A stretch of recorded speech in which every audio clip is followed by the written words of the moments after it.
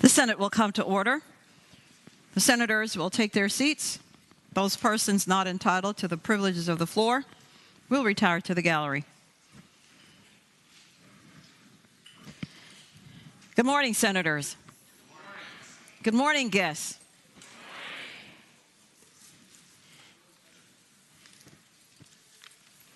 The senators and those in our gallery, if you are able, please stand.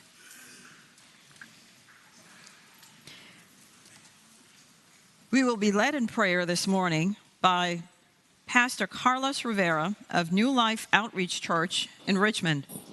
Following the prayer, everyone will please remain standing, and we will be led in the Pledge of Allegiance to the flag of the United States of America by our Senate page, Reagan Griffith of Midlothian. Let us bow our heads. Heavenly Father, we're so excited to be here today. Sovereign Almighty God, our Creator and Sustainer, the God of all power and all authority, I thank you for the men and women who serve and lead our great Commonwealth, and for their families as well. Please provide for them with reminders every day of why they decided to dedicate their lives to public service, and use that commitment to encourage and inspire them to make a difference. Give them peace when they work, and when they work, takes them away from home as well.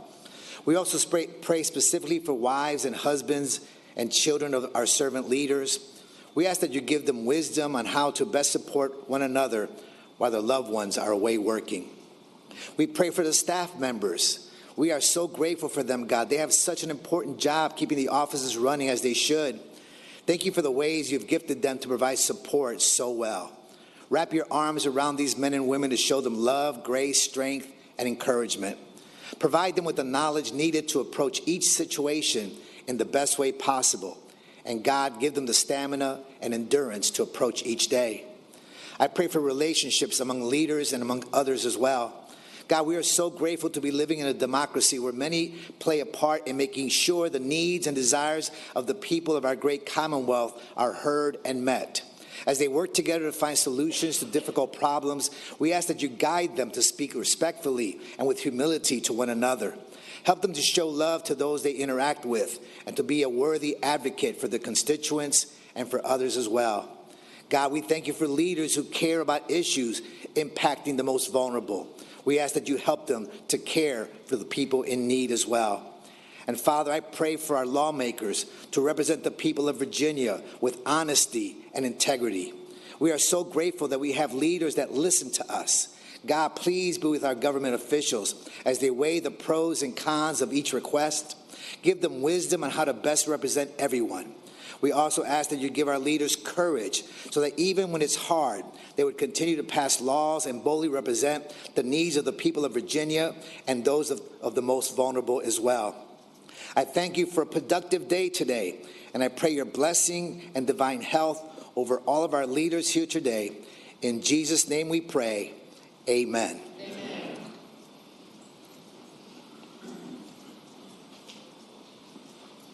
I pledge allegiance to the flag of the United States of America and to the republic for which it stands, one nation, under God, indivisible, with liberty and justice for all.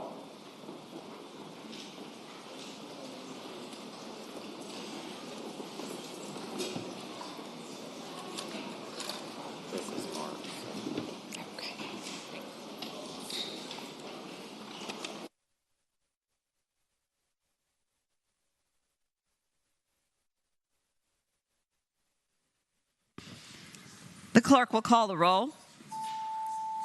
All those present, please vote aye.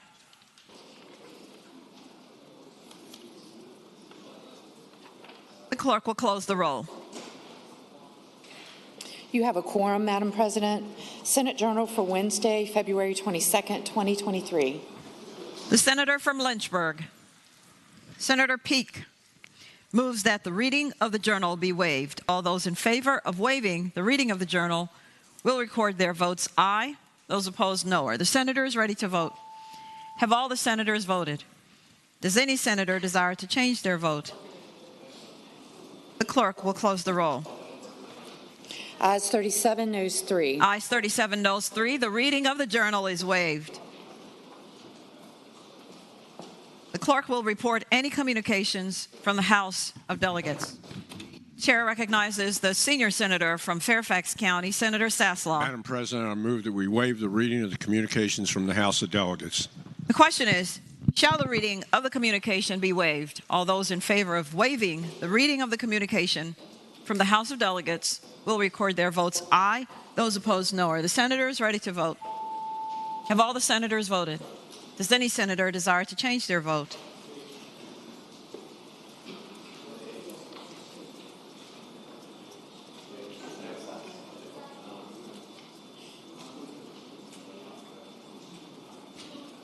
The clerk will close the roll. Ayes 34, noes 6. Ayes 34, no 6. The reading of the communication is waived.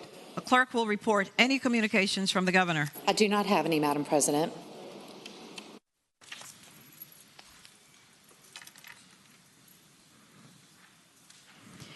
We are at the time in our morning hour when we will discover who all of our wonderful guests are.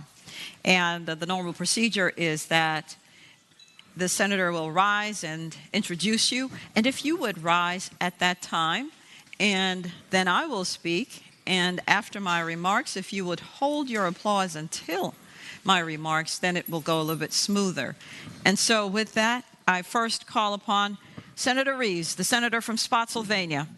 Well, good morning, Madam President. Good morning. I rise for an introduction. The senator has the floor. Ladies and gentlemen of the body, today our invocation was provided by Pastor Carlos Rivera of the New Life Outreach Church here in Richmond, and I just want to wish him. He's also accompanied by his son Victor Rivera and Adrian Medellin, who is his nephew. And Pastor, thank you for your words and encouragement today, and I know we all take that to heart. Madam President, if you would give them the warm welcome of the Senate.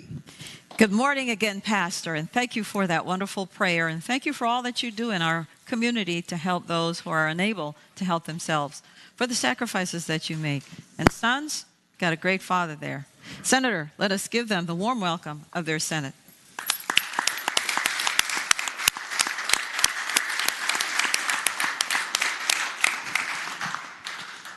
Madam President? The senator. If I can continue, I have one more. The senator has the floor. Madam President, in the gallery today are two very distinguished gentlemen who, first and foremost, I call them friends. Secondly, I call them retirees, veterans, and they're from the Military Officers Association of America, MOA, Madam President. In the gallery today is Colonel Monty Zimmerman, who did 30 years and 9 months. He's got his Combat Action Badge, Legion of Merit, and a Bronze Star, just to name a few of the awards he's received, but he's currently a PhD student finishing up his PhD. Also, Commander Link Smith did 25 years in the Navy as a surface line and public affairs officer, but more importantly, they're at every GAMVIC. They've continuously and constantly work on our veterans issues, and I just want to thank them for the years that I've been co-chair of GAMVIC and them showing up each and every time and helping us advocate on behalf of our veterans. Thank you, Madam President. Good morning, gentlemen, and thank you for your service to your country. Thank you for, you've got, it seems, 55 years of service between the two of you, and you're still serving.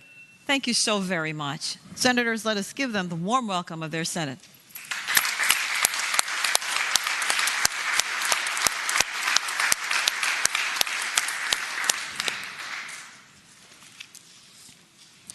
Chair recognizes Senator Deeds, the senator from Charlottesville. Madam President, I rise for an introduction. The senator has the floor. Madam President, last week we passed Senate Joint Resolution 349. I think the House agreed to it yesterday. It honors the life of Wes Freed. Wes Freed was a native of Augusta County. So I say this I share this presentation with the senator from Augusta County. He was a native of Augusta. He came here to school, to VCU, and he to study art. He played the guitar and sang, played with a lot of alternative rock and roll and country rock bands. In 1997, he met the drive-by truckers, and beginning and with their breakthrough record, Southern Rock Opera, that was released in 2001, he started doing the cover art for the Drive-By Trucker albums. He did it for 10 albums. When he passed away, I read where Patterson Hood, one of the founders of the Drive-By Truckers, said that indeed Wes Freed was a member of that band too. We're joined in the gallery by his family, and that includes his brother Kevin Freed and his wife Laura, Margaret Freed, who is Wes's mother, Mark Lynn, who's here on behalf of the Drive-By Truckers, and Jackie Folks, Wes's partner. I'd ask you, Madam President, to give them the warm greetings to the Senate. Good morning to you. Good morning, family. And we are so glad for your family and for Wes. And we thank him for the contributions that he has certainly made to us. Senators, let us give them the warm welcome of their Senate.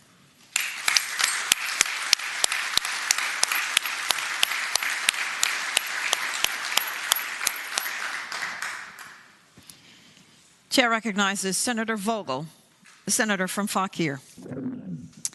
Good morning, Madam President. Good morning.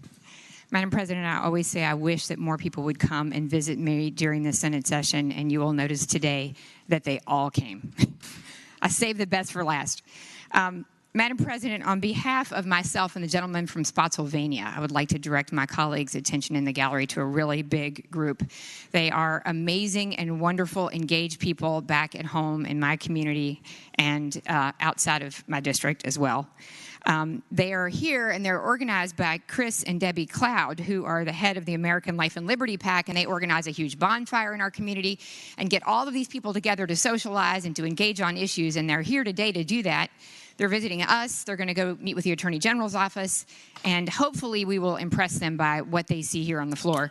I'm just going to take one quick minute and tell you who they are. We have Achille McCullough, who is the Fauquier County GOP Youth Advisory Committee member. We have General Greg Schumacher and his wife Kathy, and Greg is the Fauquier County GOP chair. We have Joe Mobley, who is a radio talk show host. We have Angela Olenek, who is the Stafford GOP vice chair. We have Tony DeTora, who is the Stafford GOP chair. We have Jim Parmalee, who I know is known to many of you, who is a prolific communicator and Republican activist.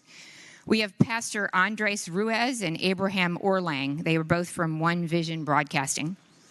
We also have Jennifer Granzow, Kevin Shiflett, John Stinson, and George Lockwood, who are activists and very much engaged in our community, and Ron Wilcox, who many of you know from Secure America Alliance. And so with that, Madam President, I know you had a moment to meet with them when they were on the floor earlier, but I would ask that you welcome them and please extend to them the gracious good morning from the Senate. Thank you.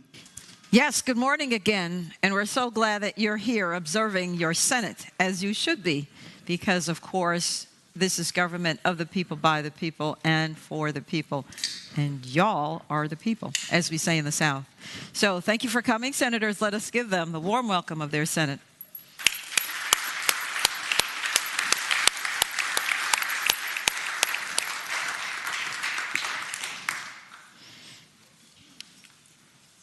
Chair recognizes Senator Donovan, Senator from Enrico. Good morning, Madam President. I rise for the purpose of an introduction. The senator has the floor. Thank you, Madam President. Today in the gallery, we have a young man who is here shadowing me, having an opportunity to get a look at what his legislature actually does. His name is Brendan, and I'm going to get it wrong, and I'd practice it, Scheidkraut. Oh, thank you, Lord. In any case, Madam President, let me tell you a little bit about him, because it's exciting to see these young people get involved. He's a student at University of Richmond, majoring in both political science and healthcare studies. He's a member of the Richmond College Government Association, and he wants to learn more about how you actually manage a state government and make changes that can result in better outcomes. So we're really happy to have him here today, and I hope you'll give him the warm welcome of the Senate, Madam President. Good morning, Brendan. I am not going to attempt your last name. But we thank you for wanting to be part of all this to the point of shadowing your senator. And indeed, what an experience you're getting And what an opportunity, and I know you're not taking it lightly. Thank you for being involved. Senators, let us give him the warm welcome of his Senate.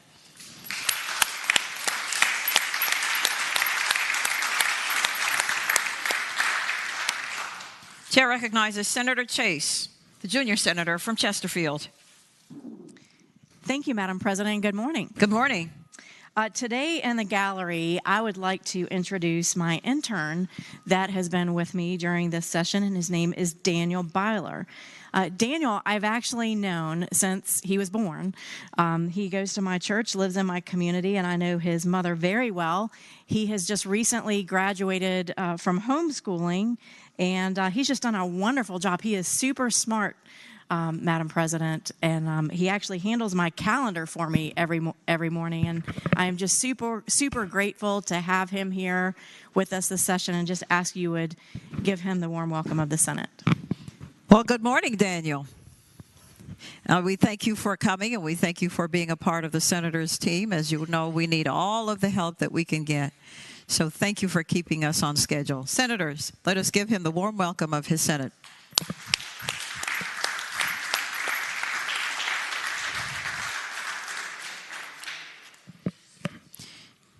Chair now recognizes Senator Ruff, the senator from Mecklenburg. Thank you, Madam President. I rise for an introduction. The senator has the floor. In the gallery today, we are joined by the Richard Bland College women's volleyball team. They are the 2022 Division II National Junior College champions. Joining the team are the coaches, athletic director, president, and other staff members. I ask you to give them a warm welcome. Well, I think you're the one game where everyone thinks that they can play it. Everybody wants to put up a net and hit the volleyball, and we know they don't know how to dig and all of that and spike, but they try. But you indeed have done it well, and so here you are, the champs. Congratulations to you. Keep it up. Senators, let us give them the warm welcome of their Senate.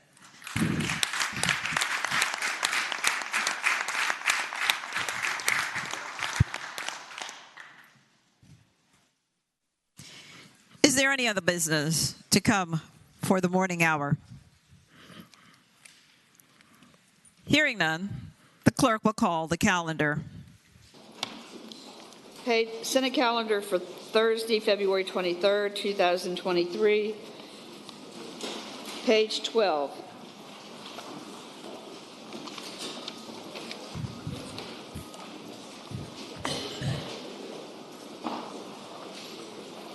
Unfinished business, House. House Bill 1524. The House has rejected the Senate substitute. Chair recognizes Senator Locke, the senator from Hampton.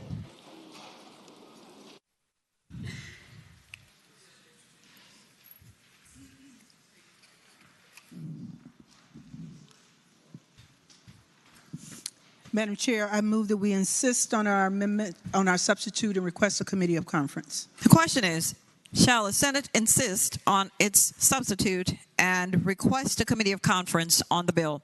Those in favor of that motion will record their votes aye. Those opposed, no. Are the senators ready to vote? Have all the senators voted? Does any senator desire to change their vote? The clerk will close the roll. Ayes 38, no 0. Ayes 38, no 0. The Senate insists on its substitute and requests a committee of conference on the bill. House Bill 1617. The House has rejected the Senate substitute. Chair recognizes Senator Eben, the senator from Alexandria. Thank you, Madam President. I move that we insist on our substitute and request a committee of conference. The question is, shall the Senate insist on its substitute and request a committee of conference on the bill? Those in favor of that motion will record their votes aye. Those opposed, no. Are the senators ready to vote? Have all the senators voted? Does any senator desire to change their vote? The clerk will close the roll. Ayes 39, noes 1. Ayes 39, noes 1. The Senate insists. House Bill 1628. The House has rejected the Senate amendments. Chair recognizes Senator Peterson, the senator from Fairfax City. Thank you, Madam President. I move that we insist on our amendment and request a committee of conference. The question is, shall the Senate insist on its amendments and request a committee of conference on the bill? Those in favor of that motion will record their votes aye.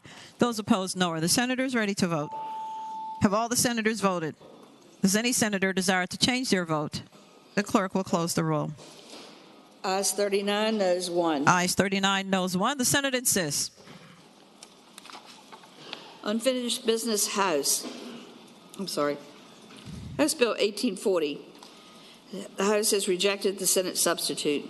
Chair recognizes Senator Lucas, the senator from Portsmouth. Thank you, Madam President. Madam President, I move that we insist on our amendments and request a committee of conference. The question is, shall the Senate insist on its substitute and request a committee of conference on the bill? Those in favor of that motion will record their votes aye.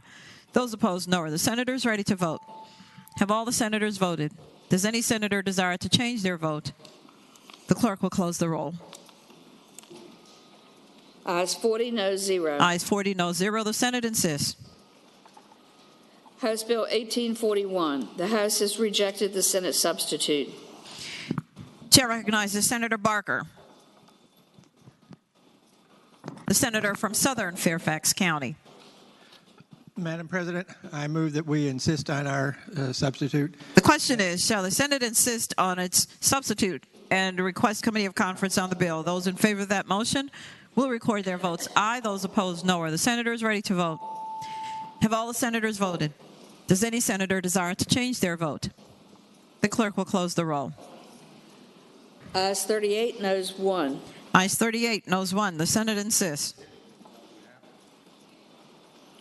House Bill 1976. The House has rejected the Senate substitute. Chair recognizes Senator Deeds, the senator from Charlottesville. Madam President, I move that we insist on our substitute and request a committee of conference. The question is, shall the Senate insist on its substitute and request a committee of conference on the bill? Those in favor of that motion will record their votes aye. Those opposed, no. Are the senators ready to vote?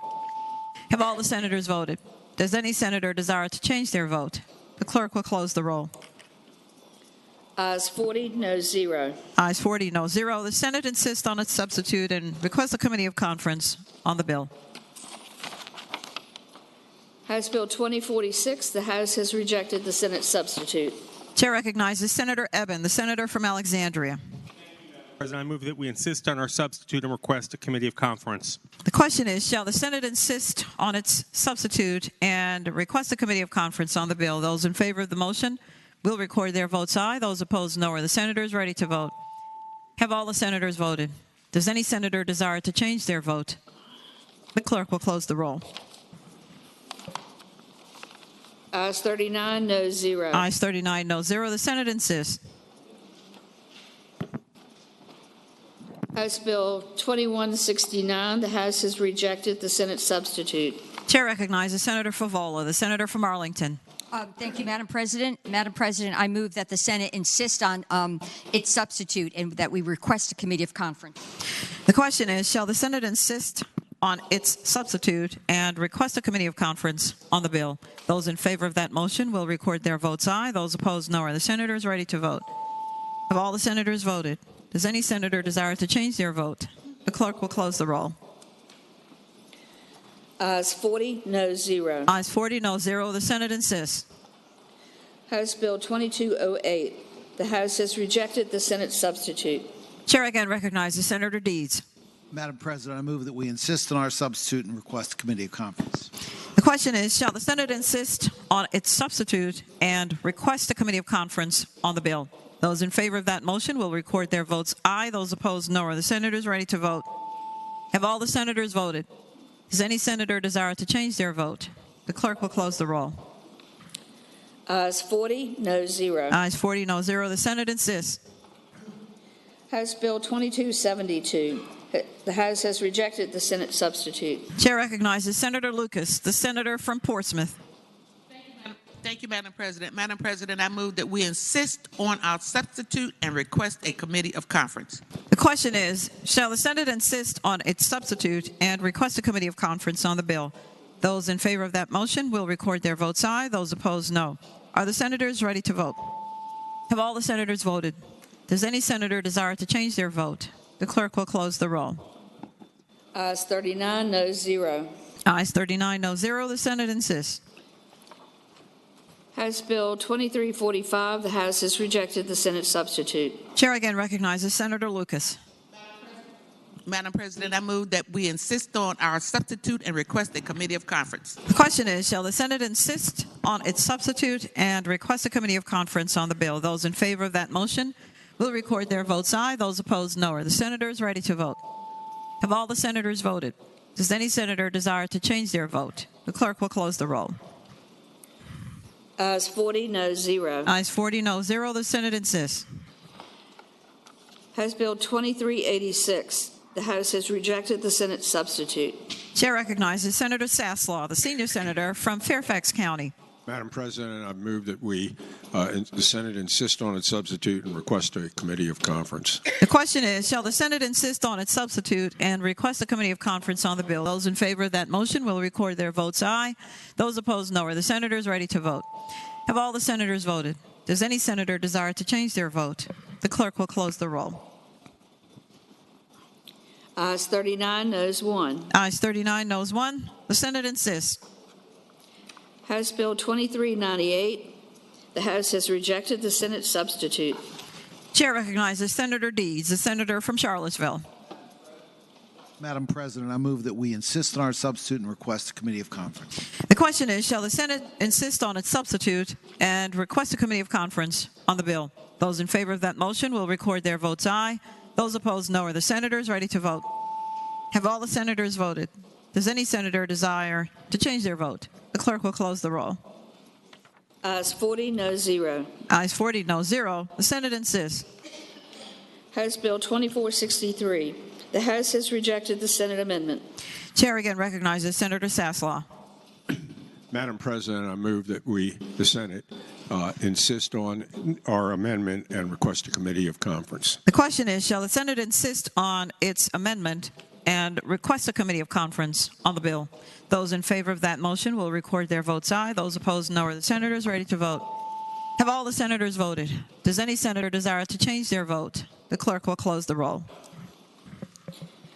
Ayes 39, noes 0. Ayes 39, no 0. The Senate insists. House Bill 1637, the House has acceded to a request for a committee of conference. Conferees on the part of the Senate is named by the Chair of Commerce and Labor, Senator Saslaw, or Senator Spruill, Lewis, and Norton. House Bill 1895, the House has acceded to a request for a committee of conference. Conferees on the part of the Senate is named by the Chair of Commerce and Labor, Senator Saslaw, or Senator Saslaw, Deeds, and Obenshain. House Bill 1921, the House acceded to a request for a committee of conference. Conferees on the part of the Senate is named by the Chair of Commerce and Labor, Senator Saslaw, or Senators Mason, Lucas, and Newman. House Bill 2032, the House has acceded to a request for a committee of conference. Conferees on the part of the Senate as named by the co-chairs of Judiciary, Senators Edwards and Deeds, are Senators Edwards, Boysko, and Peake. House Bill 2030. Page 22. Okay. So we are awaiting House action on the remaining bills. Page 22, unfinished business Senate.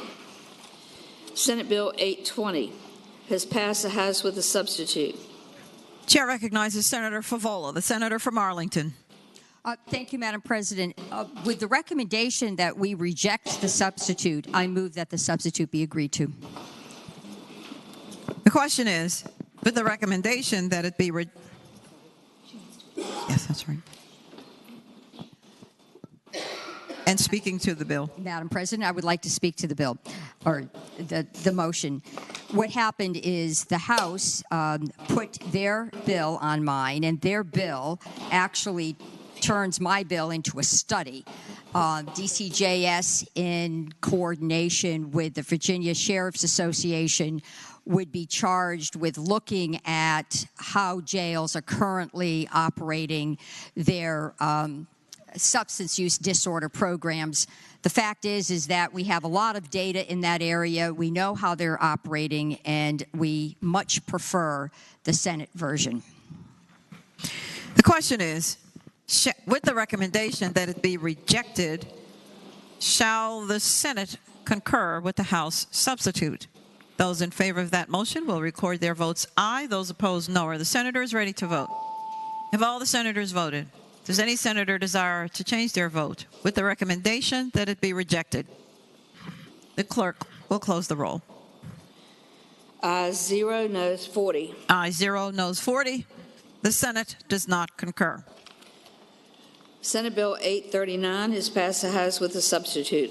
Chair recognizes Senator Locke, the senator from Hampton. Thank you, Madam President. I move that we concur with the House substitute. And speaking to that, the senator has the floor.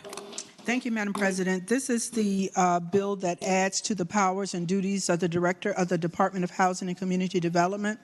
And what the substitute does is it streamlined the reporting requirements for local governments with regard to the collection of zoning information upon the request from the department. So, I move that we concur with the House substitute. The question is, shall the Senate concur with the House substitute? Those in favor of that motion will record their votes aye. Those opposed, no. Are the senators ready to vote? Have all the senators voted? Does any senator desire to change their vote? The clerk will close the roll. Ayes 39, noes 1. Ayes 39, noes 1. The Senate concurs with the House substitute. Senate Bill 1003 has passed the House with amendment. Chair recognizes Senator DeStaff, the senior senator from Virginia Beach.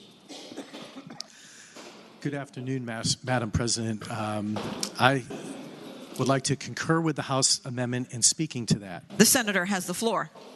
So, Madam President, what this does is this was sent down from the SEC with technical and clarifying language on where the funds cannot be used from. It's specifically technical, does not impact the bill one way or the other. With that, I move acceptance or concurrence with the House amendments and passage of the bill. The question is, shall the Senate concur with the House amendment on Senate Bill 1003? Those in favor of that motion will record their votes aye. Those opposed, no. Are the senators ready to vote? Have all the senators voted? Does any senator desire to change their vote? The clerk will close the roll. Ayes 40, noes 0. Ayes 40, no 0. The Senate concurs with the House amendment. Senate Bill 1005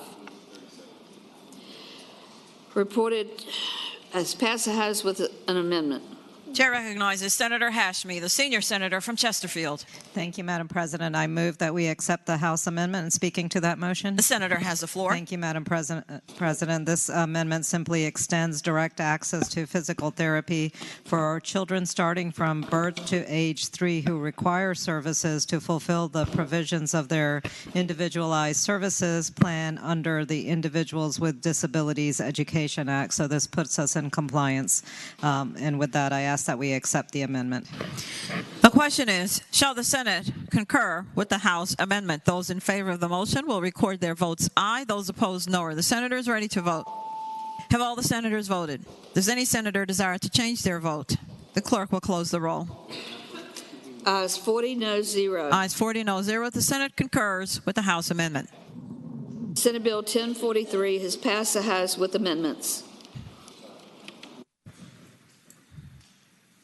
Chair recognizes Senator McPike, the senator from Prince William. Thank you, Madam President. With the recommendation the House amendments be rejected, I move we concur with the House amendments and speaking to the motion. The senator has the floor. Thank you, Madam President. As you can see in the calendar, a reenactment clause has been added to this bill. And so we've got a little work and convincing to do down in the other chamber. And again, I move that we concur with the House amendments with the recommendation it be rejected. Thank you. The question is, with the recommendation that it be rejected, shall the Senate concur with the House amendments? Those in favor of that motion will record their votes aye. Those opposed, no. Are the senators ready to vote? With the recommendation that it be rejected, have all the senators voted? Does any senator desire to change their vote? The clerk will close the roll. Ayes 0, noes 40. Ayes 0, noes 40. The Senate rejects the House amendments. Senate Bill 1046 has passed the House with a substitute. Chair again recognizes Senator McPike. Thank you, Madam President. I move we concur with the House substitute. And speaking to the motion. The senator has the floor. Thank you, Madam President. So the House accepted a substitute I presented to them.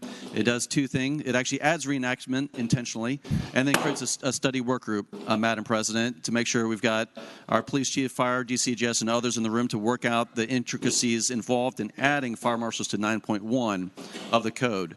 And so there are some other areas that need to be explored with this work group, and it's important they sit down and work it out in the off season. So it does have reenactment, and I move we concur. The question is, shall the Senate concur with the House substitute? Those in favor of that motion will record their votes aye. Those opposed, no. Are the senators ready to vote? Have all the senators voted? Does any senator desire to change their vote? The clerk will close the roll.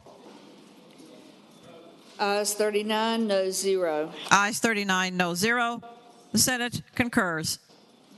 Senate Bill 1075 has passed the House with a substitute. Chair recognizes Senator Ruff, the senator from Mecklenburg. Madam President, maybe we pass that bill by temporarily. Without objection, Senate Bill 1075 goes by temporarily. Senate Bill 1166 has passed the House with a substitute. Chair recognizes Senator Surville, the senator from Eastern Fairfax County. Thank you, Madam President. With the recommendation that we reject it, I move that we concur with the House. We substitute and keep with the good version we passed. And explanation, sir? Madam President, the House bill basically deletes staffing for the CUR, which is kind of the key to the whole thing, is to make sure it has some actual staff.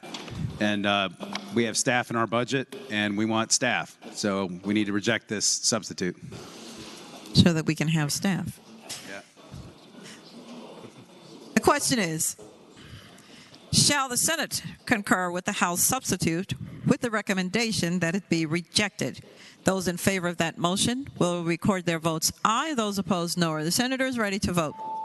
Have all the senators voted? Does any senator desire to change their vote with their recommendation that it be rejected? The clerk will close the roll. Ayes 5, noes 35. Ayes 5, noes 35. The Senate does not concur with the House substitute. Senate Bill 1217 has passed the House with a substitute. Chair recognizes Senator Mason, the senator from Williamsburg. Thank you, Madam President. Madam President, with the recommendation that it be rejected, I move that we concur with the House substitute. Speaking of the motion. The senator has the floor. Thank you, Madam President. Madam President, we just put the House version of this bill into conference a moment ago. One's a study, one's a real bill. We need to get together and talk about which way it goes. And so, once again, Madam President, with the recommendation that be rejected, I move that we concur with the House substitute. The question is, with the recommendation that it be rejected, shall the Senate concur with the House substitute? Those in favor of that motion will record their votes aye. Those opposed, no. Are the senators ready to vote? Have all the senators voted with the recommendation that it be rejected? The clerk will close the roll. Ayes 0, noes 39. Ayes 0, noes 39. The Senate rejects the House substitute. Senate Bill 1222 has passed the House with a substitute.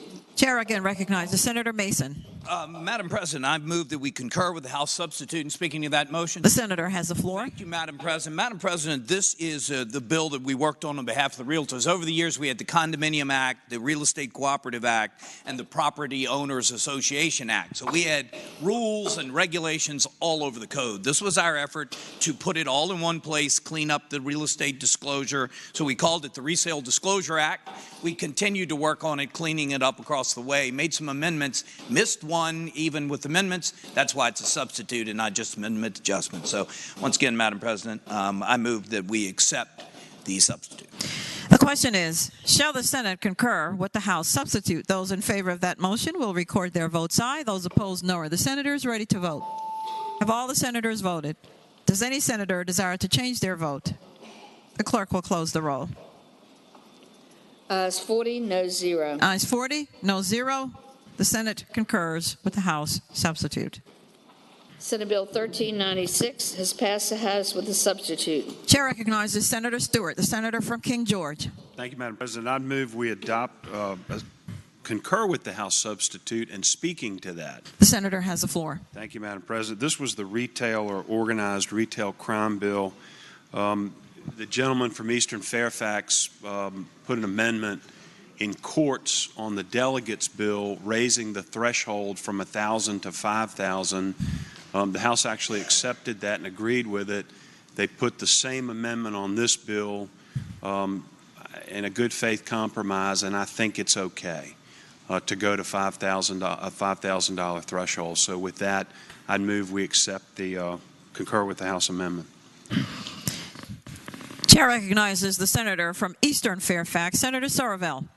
Will the gentleman from King George yield for a question? Will the gentleman from King George rise and yield? I yield. Senator yields. Senator Somerville has the floor. Thank you, Madam President.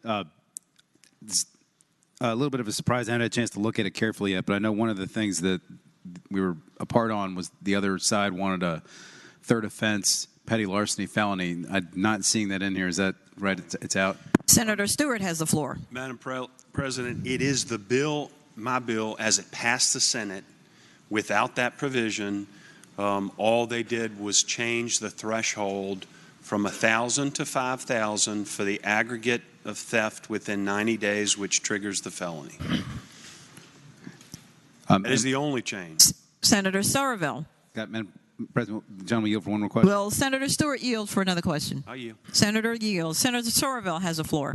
So basically, Madam President, the bill adopts the Senate position on the Byron bill that went out of here a couple days ago, yesterday, the day before. Is that fair?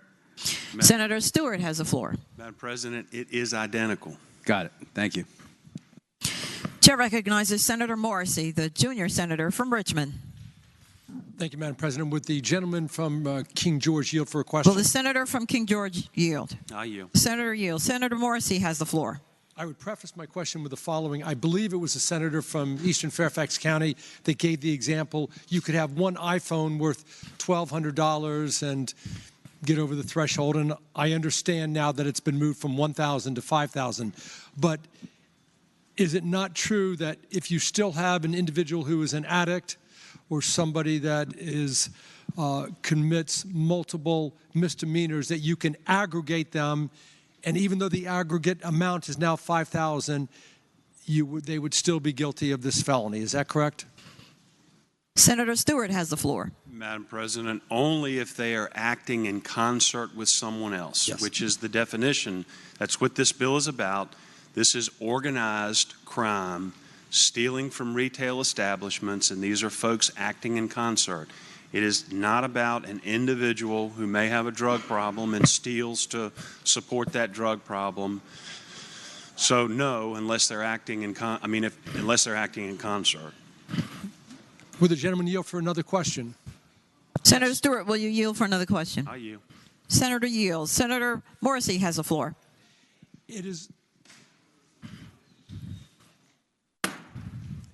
my understanding that not only can you aggregate these offenses, but you can be aggregated over various counties and cities, so that instead of an individual committing a petty larceny in Henrico and one in Richmond and one in Essex County, where they would have to be tried in those three counties individually, now you can lump all of these together, even though they occurred in different jurisdictions, and try them for one aggregate offense. Is that correct? Senator Stewart has the floor. Practically, Madam President, I'm trying to think how you would actually do that when you've got different jurisdictions. I suppose there is a way to go with the multi-jurisdictional grand jury, and I think it'd be very difficult. Won't say that it couldn't happen, but I think it would be very difficult to do what the gentleman suggests. Gentleman yield for another question. Will the gentleman yield again? Yield. Senator yields. Senator Morrissey has the floor. I'm looking for that language right now in the statute, but I believe the language clearly says not only is it an aggregate amount, but you can add the jurisdictions together and try them all in one jurisdiction. Can you push this up? Is that not correct? Senator Stewart. Madam President, as I said, I believe you could. I think practically it would be very difficult to do. Would the gentleman yield for another question? Will the gentleman yield for another question? Gentleman yields. Senator Morrissey has the floor.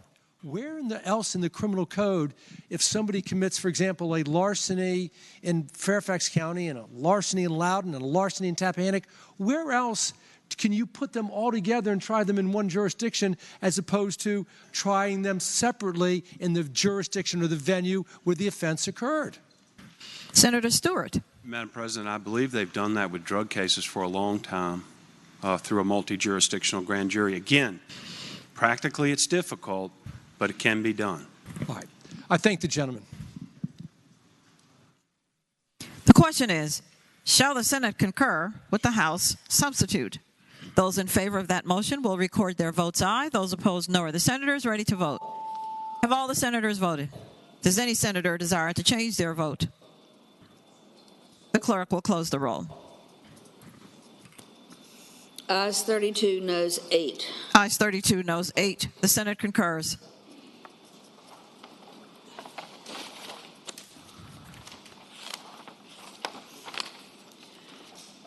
Senate Bill 1427 has passed the House with amendments. Chair recognizes Senator Suderline, the senator from Roanoke County. Thank you, Madam President. I move that the Senate concur with the House amendments. And speaking to that motion. The senator has the floor. Thank you, Madam President.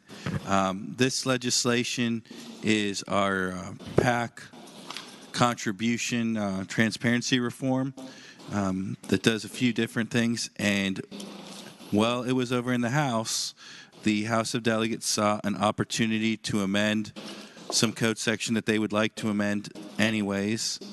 And that is related to when new PACs have to start filing reports. Instead of doing it at each 500, they'd like to do it at each 1,000, which is similar to the way we have on the late activity reports for both our campaigns and also for this. So it's not the most consequential thing. I didn't bring a bill to do this, but I don't mind that. And then the second amendment that they have in here is also to clarify that because these are dealing with state PACs, the additional reporting for late activities are dealing with our election years, so it only will add an additional reporting requirements and series of reporting requirements in odd-numbered years. So with that, Madam President, I hope it'll be the pleasure of the body to concur with these amendments so we can send it to the governor. The question is, shall the Senate concur with the House amendments? Those in favor of that motion will record their votes aye. Those opposed, no. Are the senators ready to vote? Have all the senators voted? Does any senator desire to change their vote? The clerk will close the roll. Ayes 40, no 0. Ayes 40, no 0. The Senate concurs. Senate Bill 1470 has passed the House with a substitute. Chair recognizes Senator Ruff, the senator from Mecklenburg. Thank you, Madam President. I move that the bill we concur with the House substitute. The senator has the floor. Thank you. This is the same bill as we passed earlier this week that deals with workforce, and we're now in a total agreement. The question is, shall the Senate concur with the House substitute? Those in favor of that motion will record their votes aye. Those opposed, no. Are the senators ready to vote? Have all the senators voted? Does any senator desire to change their vote? The clerk will close the roll. Ayes 40, no 0. Ayes 40, no 0. The Senate concurs. House Bill 1482 has passed the House with amendment. Chair recognizes Senator Soroville, the senator from Eastern Fairfax County. Thank you, Madam President. With the recommendation we rejected, I move that we concur with the House amendment. And speaking to that motion. The senator may continue. Thank you, Madam President. So this is the bill that sort of creates the 4th SCC seat and then deletes one so that we end up with 3 seats, still with 3 seats, but one has a 5-year term, one has a 6-year term.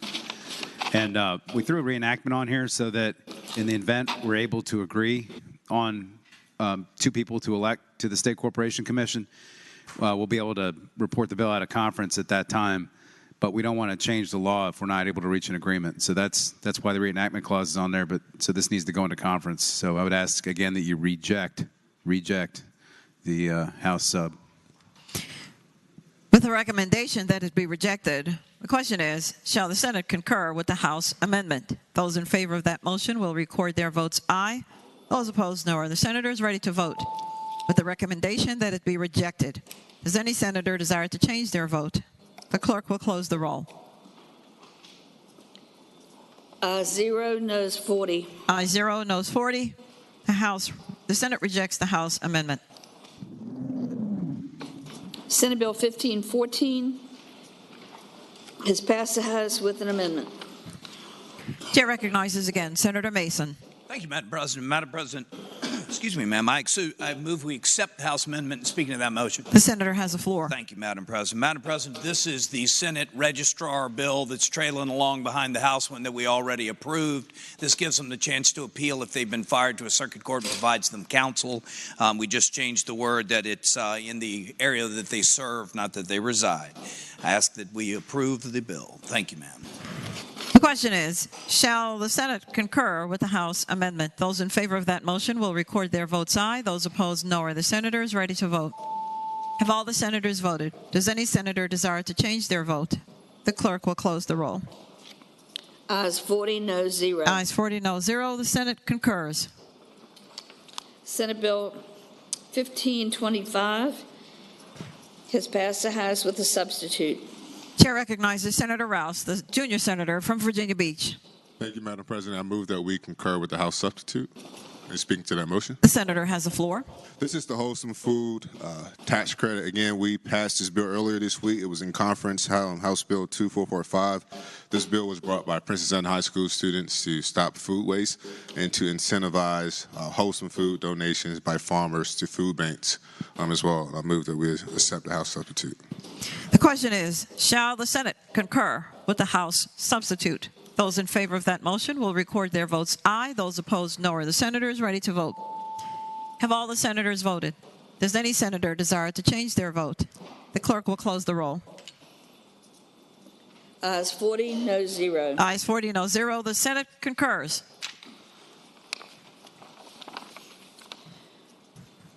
Senate Bill 899 the House insists on its substitute and requests a committee of conference. Chair recognizes again Senator Stewart. Thank you, Madam President. I move we accede to the request for a committee of conference. The question is, shall the Senate accede to the request for a committee of conference on Senate Bill 899? Those in favor of that motion will record their votes aye. Those opposed, no. Are the senators ready to vote? Have all the senators voted? Does any senator desire to change their vote? The clerk will close the roll. Ayes 40, no 0. Ayes 40, no 0. The Senate accedes and requests a committee conference on the bill. Conferees on the part of the Senate from the chair on the Committee on Agriculture and Conservation and Natural Resources, Senator Peterson, or Senators Peterson, Lewis, and Stewart. Senate Bill 1002. The House has insisted on its substitute and request a committee of conference. Chair recognizes Senator Cosgrove, the senior senator from Chesapeake. Thank you, Madam President. I move that we accede to the request for a committee of conference. The question is, shall the Senate accede to the request for a committee of conference on the bill? Those in favor of that motion will record their votes aye. Those opposed, no. Are the senators ready to vote? Have all the senators voted? Does any senator desire to change their vote? The clerk will close the roll. Ayes 40, no 0. Ayes 40, no 0. The Senate accedes to the request. Conferees on the part of the Senate is named by the Chair of General Laws and Technology, Senator Eben, or Senators Cosgrove, Mason, and Bell. Senate Bill 1198. The House insists on its substitute and requests a committee of conference. Chair recognizes again Senator Saslaw.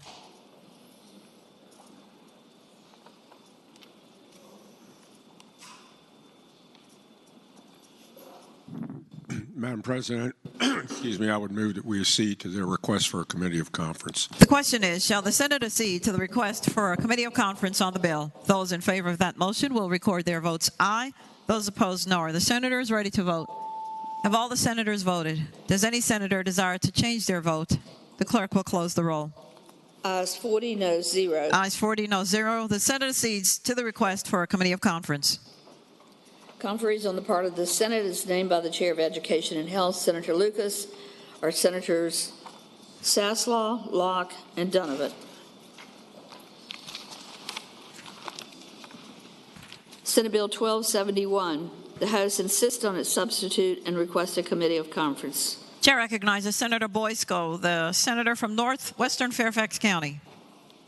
Madam President, I move that we accede to the request for the committee of conference. The question is, shall the Senate accede to the request for a committee of conference? Those in favor of that motion will record their votes aye. Those opposed, no. Are the senators ready to vote? Have all the senators voted? Does any senator desire to change their vote? The clerk will close the roll. Ayes 40, no 0. Ayes 40, no 0. The Senate accedes.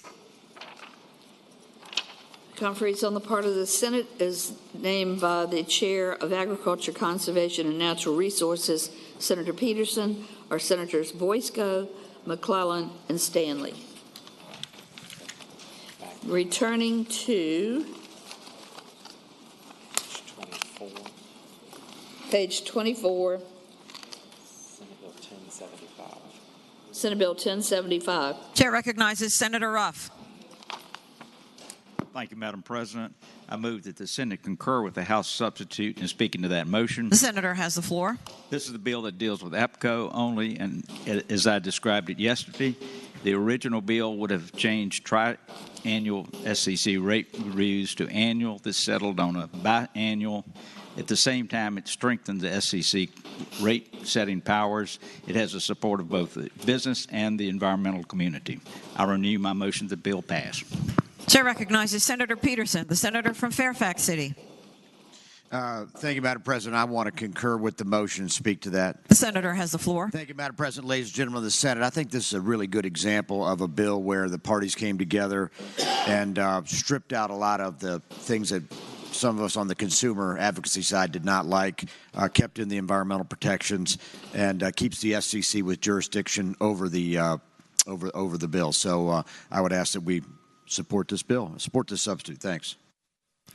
The question is, shall the Senate concur with the House substitute? Those in favor of that motion will record their votes aye. Those opposed, no. Are the senators ready to vote?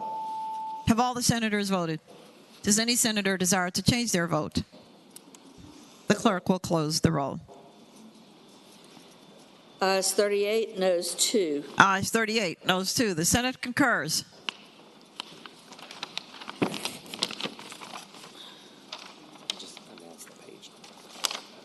On page 16, we have a change in conferees on House Bill 1637.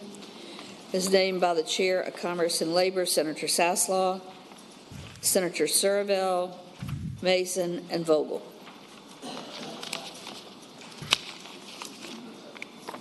We are awaiting House action on the remaining bills in this section.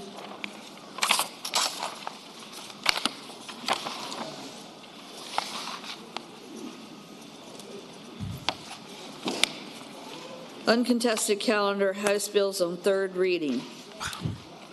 House Bill 1606. A bill relating to anti-Semitism, adoption of non-legally binding working definition of anti-Semitism as a tool and guide. Reported from the Committee on Rules, and there are 2 floor amendments. Chair recognizes Senator Locke, the senator from Hampton. Madam President, For what purpose does the gentleman rise? I think I have the floor amendment that's up first. I think I go first. Senator Surville has the floor. Thank you, Madam President. Madam President, first of all, I would withdraw the first amendment on my amendment. Without objection, that first amendment to his amendment is withdrawn. Senator Surville. Thank you, Madam President. I have a parliamentary inquiry with regard to Amendment Number 2. And that would be, can we sever Enactment Clause 2 and Enactment Clause 3 in the vote, or do we have to vote them together? From what I understand, Senator, they are not severable. Okay. So I'd move the waive reading of the floor amendment. the question is, shall the reading of the floor amendment be waived? Those in favor of that motion will record their votes aye. I'm sorry, this is a voice vote. The question is, shall the reading of the floor amendment be waived? Those in favor of that motion will say aye. Aye. Those opposed, no. The reading of the floor amendment is waived. Senator Surville. Thank you, Madam President. I would move then the second amendment on this page and speaking to that motion. The senator has the floor. Thank you, Madam President. So, ladies and gentlemen, this is two additional enactment clauses to this Section 1 bill. The first one just makes clear that there's nothing contained in this Section 1 bill that will diminish or infringe on any rights protected by the Constitution, which is really just a restatement of the law. And the Second Amendment, Enactment Clause number 3, that basically just directs that this bill will not be codified, put in the code. And I'll tell you the reason that's important is because sometimes we pass Section 1 bills and they put them in the code anyway. It's actually happened to me. I've passed bills as Section 1 bills, and then now they're in the Code of Virginia, even though we didn't tell them to put it in the Code of Virginia. And we just want to make sure that this isn't going to become part of the Code of Virginia. That's basically what the two do. And I'm pretty sure there's peace in the valley on those two. Would the gentleman yield for a question, Madam? I'll yield. The senator must note that the gentleman is not to be interrupted until he is finished speaking. Is the gentleman finished speaking? I'm done. I'll yield. Senator Morrissey. Yeah, thank you. Parliamentary inquiry is: are we considering amendments number 2 and 3 together, or have you set? We are, and we are on amendment number 2 right now. Madam President. Senator Surville has the floor. Based on the ruling or the response in the parliamentary inquiry from the president, it's my understanding that we're voting on Enactment Clause 2 and Enactment Clause 3 together at the same time. And I believe that Senator Donovan's amendment would only be, if we get to that, is only Enactment Clause number 2 of mine. So if we reject mine, then we get to hers. If we adopt mine, then hers is out of order. I think, gentlemen.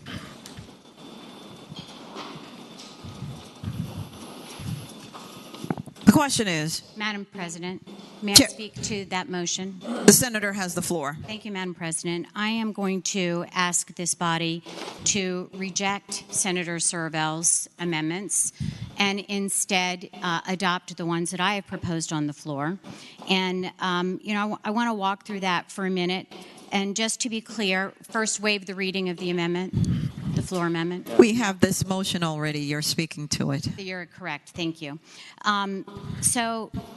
The amendment that I would prefer for us to vote on would include the same language that protects freedom of speech and the First Amendment, and it does not include number 3. And let's talk about that for a minute. I want to say that this has been a wonderful opportunity for me to work with the Jewish community to really advance this bill and this idea. And one of the reasons I so embrace it is because we talk a lot about hate crimes. We talk about where we're going wrong in society. We have very few constructive measures by which we can de-escalate and make sure those things never happen. And that's why I'm so impressed with this IRA definition, because it helps us accomplish that. Since December, the leaders of the Jewish community from all over the Commonwealth have worked in good faith to be sure this would be a bipartisan bill. They've worked across the aisle. They've listened to concerns. They've made many amendments. They listened and understood and agreed to the amendments by Delegate Marcus Simon, moved this to a Section 1 bill, as we've already discussed. This bill, in that form, passed unanimously out of our own Rules Committee. Madam Chairman, Madam President, and members of the body, this language that you see in number 3 has never been put in the code before. It seems that we're going a bit far when it comes to a conversation about anti-Semitism. I think that we have consensus and agreement on number 2 that was reached yesterday, as again the community listened, and agreed to the amendment that is before you as listed number 2. Madam President, I think it's time that we show good faith and that we go forward and reject Senator Sorovel's amendment and move on to mine and get this bill through, because it's a really important bill on how we go forward to de-escalate hate in Virginia. The question is, Madam President. Chair again recognizes Senator Sorovel. Thank you, Madam President. Just for some clarification, the reason that this language has never been in The the senator has the floor. Sorry, speaking to the amendment. The reason that this shall not be codified has never been in the code because it wouldn't be in the code if you say it shall not be codified. So that's why it's not in there. And I would just note that I just did a search on LAS, and the words shall not be codified, at least since 1994, has appeared over 30 times in enactments or bills that have been proposed at some point. And I haven't had a chance to click through them all to see if they've passed. But I don't think this enactment clause number 3 is anything unusual at all. So I would just say to the body that enactment clause number 3 just makes clear that we don't want this showing up in the black books that live on the shelves every day.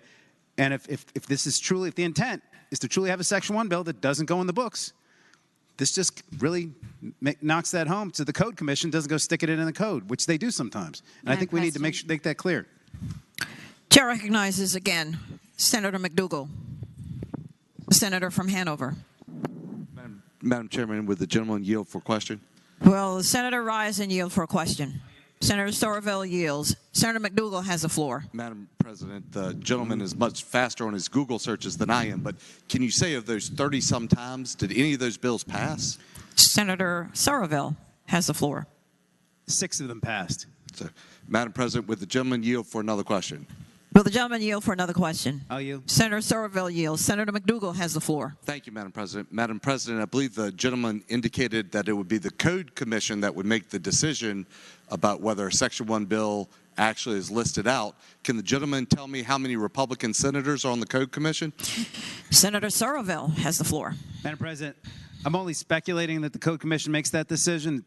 When this happened to me before, I asked how'd this happen, and they said somebody made it. I don't know whether it was, the keeper of the rolls on the other side of the building we don't get to control, or whether it was the Code Commission. I could have sworn they told me it was the Code Commission, but there's some mysterious person out there that sometimes decides to put things in the code even we don't tell them to, and that's who I'm worried about.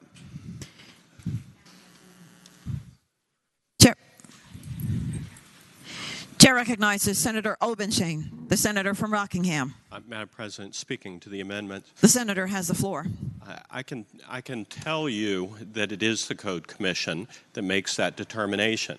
There are no Republican senators on the Code Commission. I think that the 2 representatives are from the other side, and hopefully they will do my friend's bidding on the other side. The way that Section 1 bills are cited is as an uncodified act. I mean, that's how we cite them. And I'm not sure what everybody is so afraid of. If, we are going to pass this, it's going to go in, the Google machine. It is the law of Virginia. And it just seems like people are too obsessed about whether somebody might see it. Well, you know what? We're speaking for the Commonwealth of Virginia here. And, we just need to pass this and stop escalating, the barriers to passage of this bill that is supposed to bring Virginians together. So I would hope that we would reject this floor amendment and get to a floor amendment that I think is more reasonable, that says, it's out there for everybody to see. Chair recognizes Senator Morrissey, the junior senator from Richmond. Thank you, Madam President. Would the gentleman from Rockingham yield for a question? Will the gentleman from Rockingham rise and yield? Senator yields. Senator Morrissey has the floor. I would preface my question with this. The gentleman has made a very strong and compelling argument that this is the law, irrespective of whether it's codified or not. But my question is for the benefit of some people in this chamber, maybe some new members, people that are listening on. Many people think and still go to the book, open the book to see the law. Some people that are old school. Would that not be a reason to codify it? And if that is a reason to codify it, isn't that a reason to codify it? Senator Obenshain has the floor. Madam President, what I would say is I'd be happy to codify it, but that's not the bill before us. The bill before us is the result of negotiations which backed away from a codified act. And it just seems like every time we get close to a consensus and passage, somebody just throws another barrier in the way. And yeah, I would be happy with codifying it, but that's not what we're looking at. Would the gentleman yield for a final question? Will the senator yield for a final question? Sure. Senator yields. Senator Morrissey has the floor. I would preface my question by saying I am also in favor of the legislation and support the legislation for many, many different reasons. But before we can get to that legislation, we have to get to the senator from Eastern Fairfax Second Amendment that adds two provisions to it. That seems to be the hang-up in the body right now, and I think there needs to be some direction on how we get through those two enactment clauses before we get so that we can either vote the legislation up or down. Madam President. Isn't that true, Madam? Senator Obenshain has the floor. Thank you.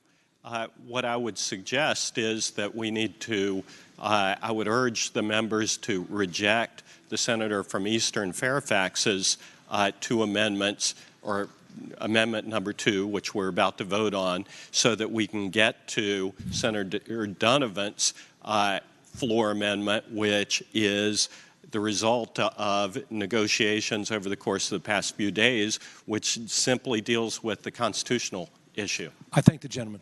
Thank you. Senator Donovan, the senator from Enrico. Thank you, Madam President. Speak to the motion. The senator has the floor. Amendment. I want to make a couple of points here. I called LIS and asked LIS if this had been put in Section 1 code before we had this discussion, and I was told no. Now, a Google search has revealed a different answer, but see, that's the problem with last-minute amendments that haven't been vetted or discussed. And that's why one of the many reasons I think we should reject Senator Saravel's arguments and move on to my floor amendment. But I will also say, if you have a problem with the Code Commission codifying things that are in Section 1 and intended to be there, that's another bill, Madam President. Go fix that problem with the Code Commission. Furthermore, when you imply that there is an intent other than having this in Section 1, and therefore it needs an additional security measure by this additional amendment, it is an implication that you don't actually believe that the advocates want to move forward as they have so graciously and so consistently agreed to do in this process. The senator will address Madam President. Thank you, Madam President. Those are my points. I think that if you have a problem with the Code Commission, go fix that.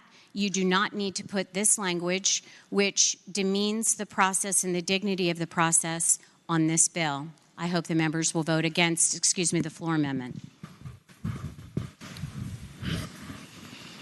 The question is, shall the Saravel floor amendment be agreed to? Those in favor of that motion will say aye. Those opposed, no? No. The chair is uncertain. This will be a recorded vote. The question is, shall the floor amendments, Saravel floor amendments, be agreed to? Those in favor of that motion will record their votes aye. Those opposed, no. Are the senators ready to vote? Have all the senators voted? Does any senator desire to change their vote? The clerk will close the roll. Ayes 20, noes 20. Chair rules no. The Saravel amendments are not agreed to.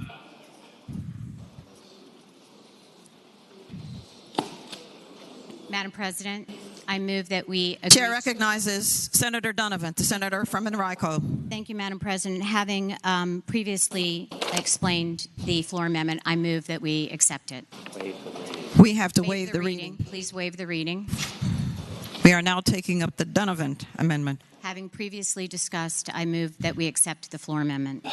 We have to waive the reading of it. Is that what you'd like to do, waive the reading? Yes, ma'am. All right. Yes, Madam President. The question is, shall the reading of the Donovan floor amendment be waived? Those in favor of that motion will say aye. Those opposed, no. The floor amendment reading of it is waived. Senator Donovan. Thank you, Madam President. I move we agree to the floor amendment. The question is, shall the floor amendment, the Donovan floor amendment, be agreed to? Those in favor of that motion will say aye. Aye. Those opposed, no. The floor amendment is agreed to. Senator Donovan. Thank you, Madam President. I move passage of House Bill 1606.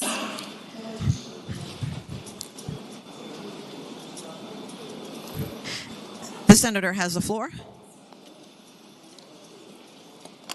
Thank you, Madam President. As we all know, this is a Section 1 bill that will actually give us guidance on education and the opportunity to de-escalate biases. We have seen an unprecedented increase in anti-Semitic hate crimes and aggression, even in our own state, very importantly in our own state.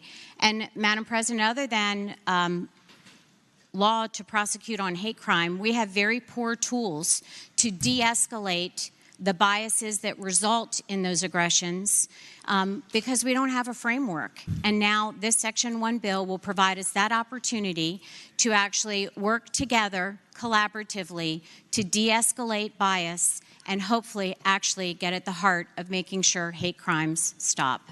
Thank you, Madam President. I move we pass the bill. The question is, shall the bill pass? Those in favor of that motion will record their votes aye. Those opposed, no. Are the senators ready to vote? Have all the senators voted? Does any senator desire to change their vote?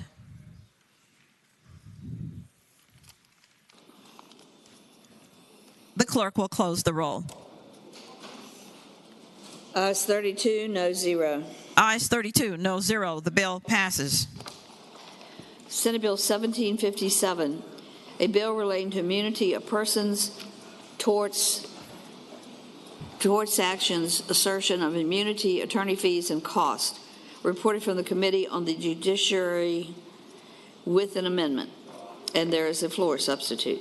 Chair recognizes Senator Peterson, the senator from Fairfax City. Thank you, Madam President. I would like to withdraw the floor substitute. The Peterson substitute? The Peterson substitute can be withdrawn. Without objection, the Peterson substitute is withdrawn. And then, Madam President, I would move that we adopt the committee amendment to House Bill 1757.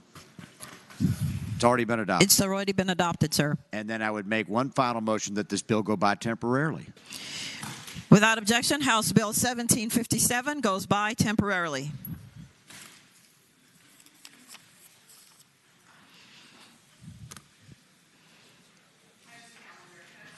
On third reading, House Bill 1777, a bill relating to Phase 1 utilities annual rate true-up reviews.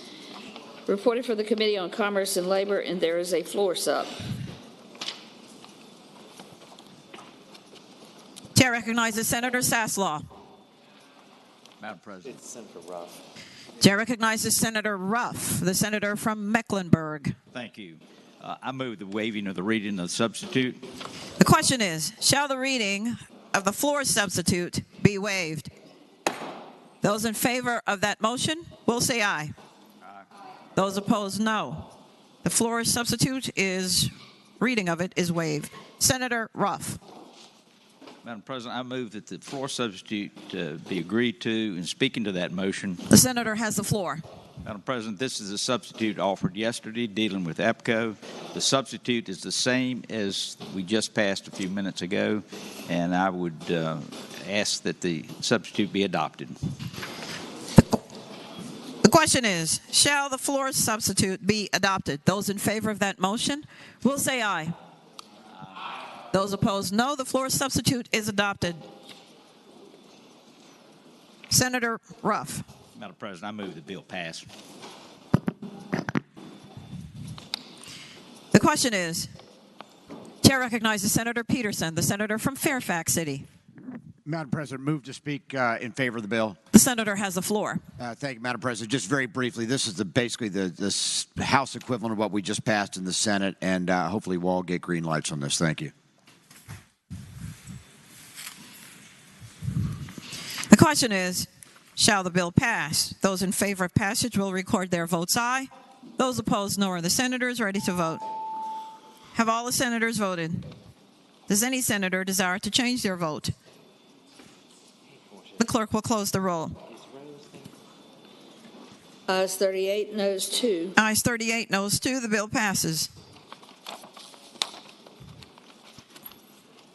House Bill 2129, a bill relating to child victims and witnesses using two-way closed-circuit television, expands age range.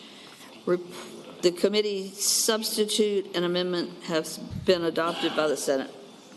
Chair recognizes Senator Deeds, the senator from Charlottesville.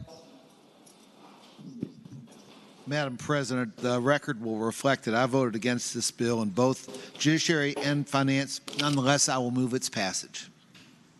Would you like to explain the bill, sir? This bill allows, in certain criminal cases, children under the age of 14 can testify through closed-circuit testimony. With the amendment we've adopted, this bill would extend that courtesy or that ability to children under the age of 16 when the court decides it's appropriate. It does change the standard, yes. Chair recognizes Senator Morrissey, the junior senator from Richmond. Speaking to the bill. The senator has the floor. I would hope everybody in the body would pause for a moment and realize what we're doing here. I understand that the chairman of the Judiciary, as I understand it, moved for passage but doesn't support the bill, and there's a reason that many of us do not. It guts the Sixth Amendment to the United States Constitution, which guarantees the right of confrontation. It guts it. And it says that if you're 16 years old and you are a victim of sexual assault, and the argument in the committee was that it's too traumatizing for the person to have to face the accuser. Therefore, let them do it on closed-circuit TV and deny the defendant the right of confrontation. Well, I would say there's lots of things that are traumatizing in court. An individual, a child who saw her parent murdered. That's traumatizing. It'd be in a home invasion where a gun was put to the head of a family member. That's traumatizing. The sister whose brother was sold fentanyl and died in front of her and now has to confront the drug distributor in court, that's traumatizing.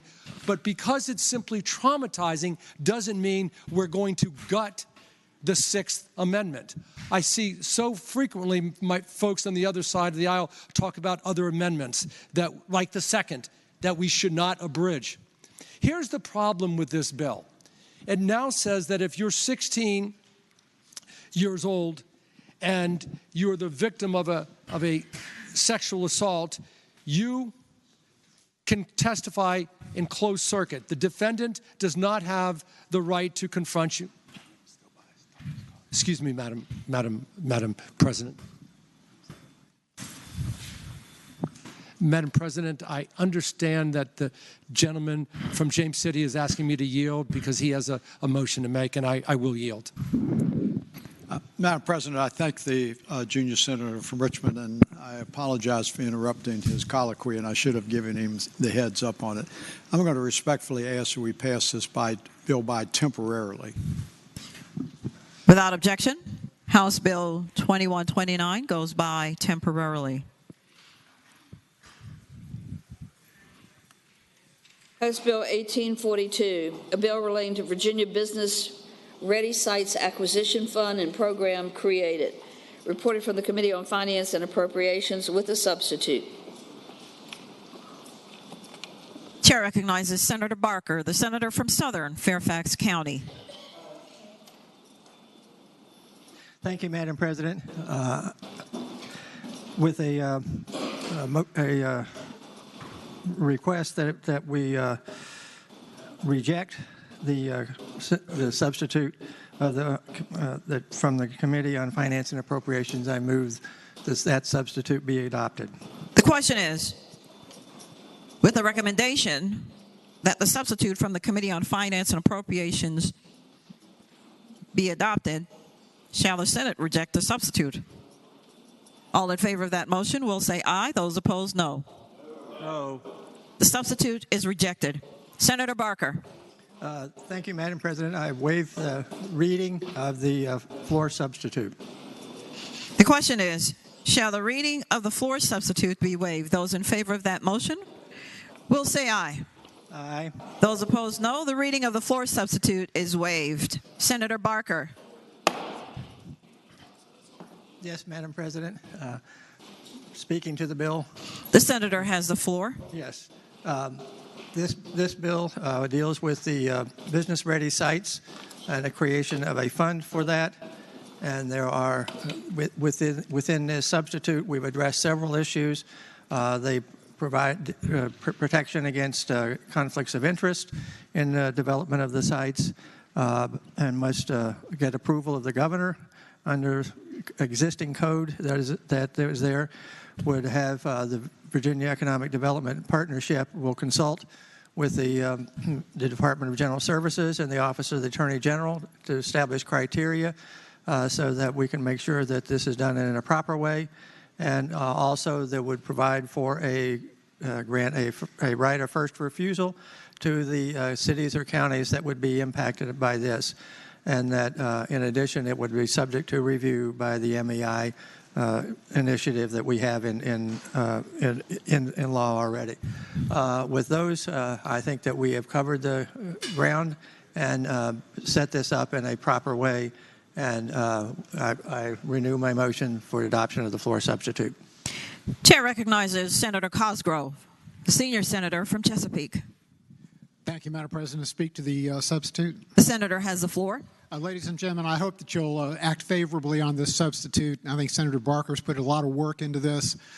We have a potential site in my district of over 4,000 acres of non-wetland developable mega site ready land. And this will go a long way in helping us find the right tenant for that land and bring a lot of money into this Commonwealth. So I thank the senator for his actions. Chair recognizes Senator Normand, the senator from James City County. Thank you, Madam President. Speaking on House Bill 1842. The senator has the floor. Thank you very much, Madam President. I think sometimes when we are rapidly moving through the calendars with legislation that afterwards we have a reflection and an epiphany. And I think that this is a bill where we've had a legislative epiphany. And I realize that there are varying perspectives on it, but I would say this does not mandate or require that the state buy it. It is just a permissive option that exists, and I would encourage the body to support House Bill 1842. The question is, shall the floor substitute be agreed to? Those in favor of that motion will say aye. Those opposed, no. The floor substitute is agreed to. Senator Barker. Thank you, Madam President. Having been explained with the floor substitute, I move passage of the bill at this time. The question is, shall the bill pass? Those in favor of that motion will record their votes aye. Those opposed, no. Are the senators ready to vote? Have all the senators voted? Does any senator desire to change their vote? The clerk will close the roll.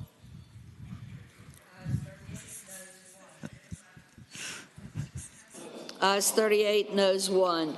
Ayes 38, noes 1. The bill passes. Hold on. For what purpose does the senior senator from Fairfax County rise? On the prevailing side by which somebody missed a vote, I would move reconsider the vote by which it passed.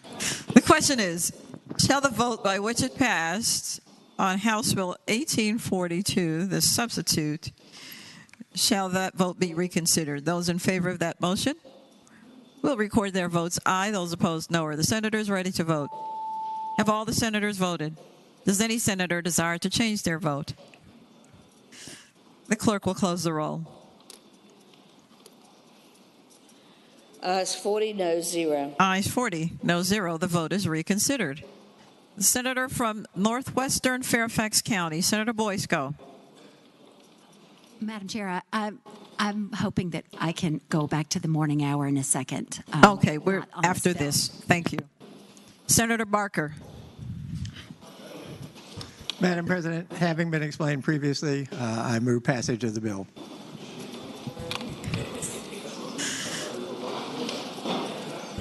The question is, again, shall the bill pass? Those in favor of that motion will record their votes aye. Those opposed, no. Are the senators ready to vote? Have all the senators voted? Does any senator desire to change their vote? The clerk will close the roll.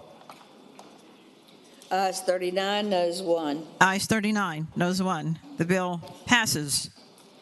House Bill 2161. Madam President? We're going to get through the calendar and then we'll come back. House Bill 2161, a bill relating to local government standardization of public notice requirements for certain intended actions, reported from the Committee on Local Government with a substitute, and there is a... The committee substitute has been adopted, and then there's a floor substitute. Amendment. Chair recognizes Senator Donovan, the senator from Enrico. Thank you, Madam President. Waive the reading of the floor amendment. The question is, shall the reading of the floor amendment be waived? Those in favor of that motion will say aye. Those opposed, no. The reading of the floor amendment is waived. Senator Donovan. Thank you, Madam President. This is a one-word amendment to this bill that allows this bill speaks to notices that need to be given before things are considered in local government meetings, and some of the localities, including mine, meet so frequently that without having this amendment, which is agreed to by all of the advocates, there was consensus in the Valley, it would have protracted how long they needed to wait to entertain certain motions at the meetings because of the window of advance notice that needed to be given if they indeed did not actually hear that subject. So long-winded, peace in the Valley. It just allows a way to make sure that public notice is given, but it does not obstruct the process of local government actually accomplishing their goals. Your motion, Senator? That the bill pass, the floor amendment be accepted. Chair recognizes Senator Edwards, the senator from Roanoke City. Madam President, let me say a few words. The senator has the floor. This is a Code Commission bill. It's a product of a work group. It went on for a number of months, and the work group will be continuing in May. And my companion bill, without the floor amendment, has already passed the Senate and the House and is on its way to the governor's office. What this will do, Madam President, it adds the word intended. Let me read the language. With the first notice appearing no more than 14 days prior to the new language intended passage of the ordinance of the local government. In a way, it's almost implied. Intended passage is almost implied in the language. And I've checked with the Code Commission and the Legislative Services, and this is not inconsistent with my bill, with the word intended, and therefore would probably be in the code if this passes, which is fine. And I've checked also with VACO and VML, and they don't really have any problems with this amendment. But I want people to understand this work group will continue on, and I don't have any real objections to this particular floor amendment, and I recommend that we go ahead and pass it. The question is, shall the floor amendment be adopted? Those in favor of that motion will say aye. Those opposed, no. The floor amendment is adopted. Senator Lewis. Move the bill pass, Madam President. The senator has the floor. Madam President, having been already overly explained, I move the bill pass. The question is, shall the bill pass? Those in favor of that motion will record their votes aye. Those opposed, no. Are the senators ready to vote? Have all the senators voted? Does any senator desire to change their vote? The clerk will close the roll. Ayes 40, no 0. Ayes 40, no 0. The bill passes.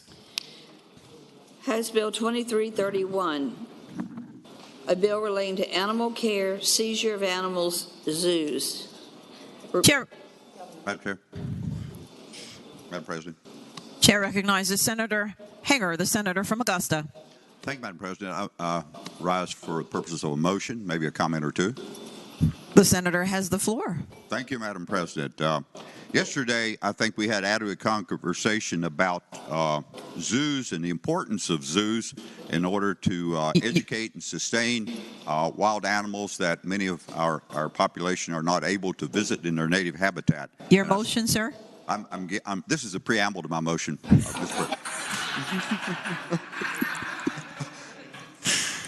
The senator may continue with the Constitution.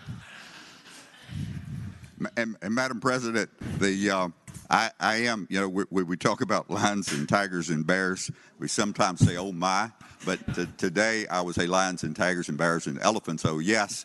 And with that, and to a nod to expediting the calendar, and actually knowing what day it is today, Madam President, I would move that the bill be passed by for the day. The senator is aware that it is. Chair recognizes Senator Vogel, the senator from Fauquier. Thank you, Madam President. I'm speaking to his preamble, Madam President. The senator has the floor. Not to his motion. This came up yesterday, and I spoke on the Senate floor briefly because there was an instance in my district that was invoked as we debated this on the floor. And I think I might be strong to say I owe them an apology. But I did reference that there was a degree of chaos around the events that surrounded the investigation and the removal of animals from a zoo in my district, my community.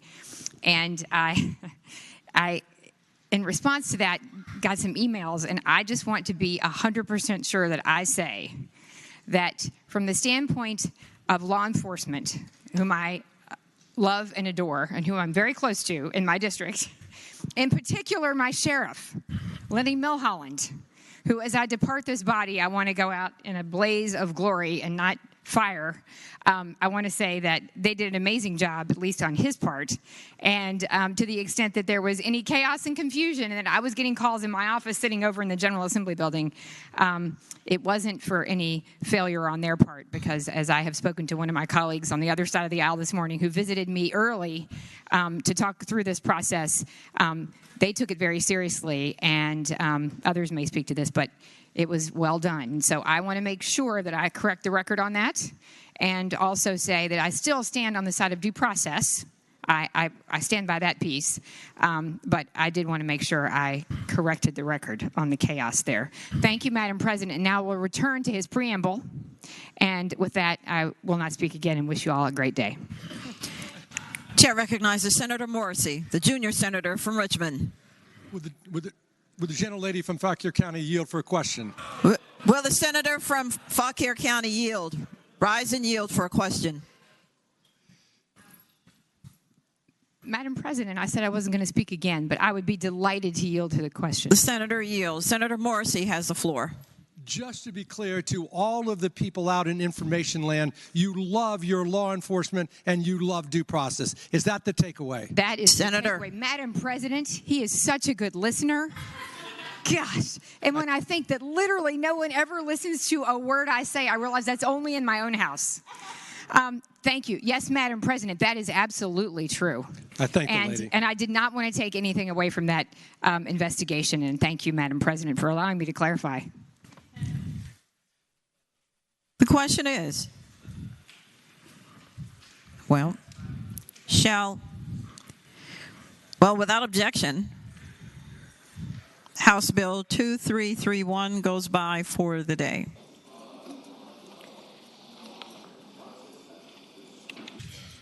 Memorial resolutions.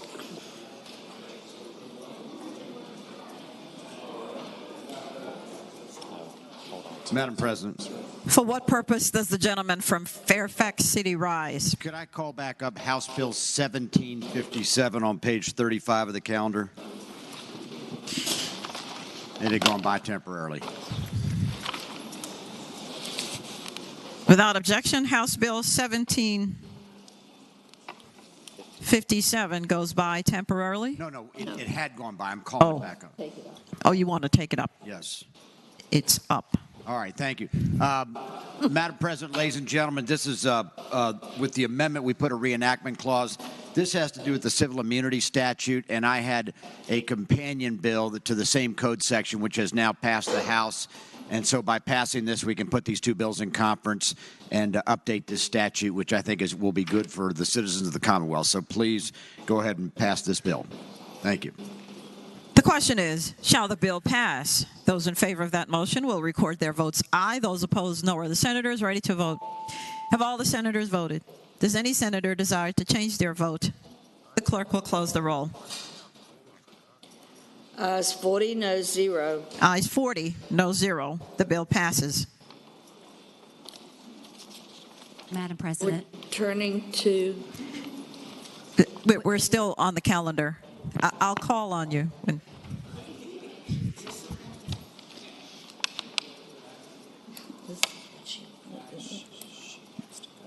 Madam Clerk. House Bill 2129. Page 36. He's right there. Chair recognizes Senator Deeds. Senator Edwards. A senator.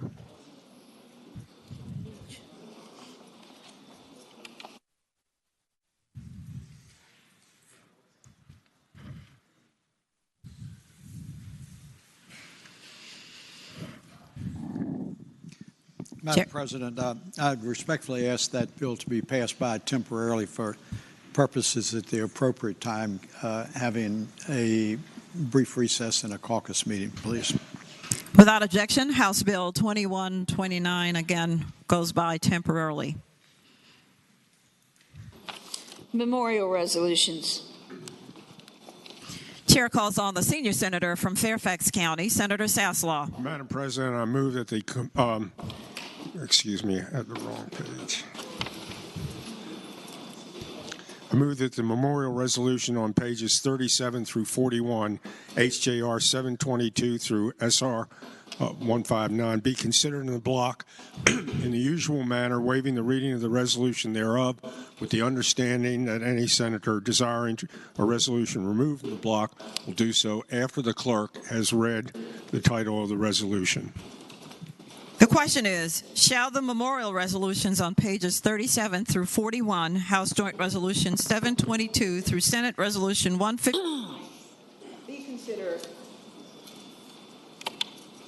in the block, in the usual manner, with the understanding that any senator desiring a resolution removed from the block will do so after the clerk has read the title of the resolution, as well as waiving the reading of the resolutions thereof.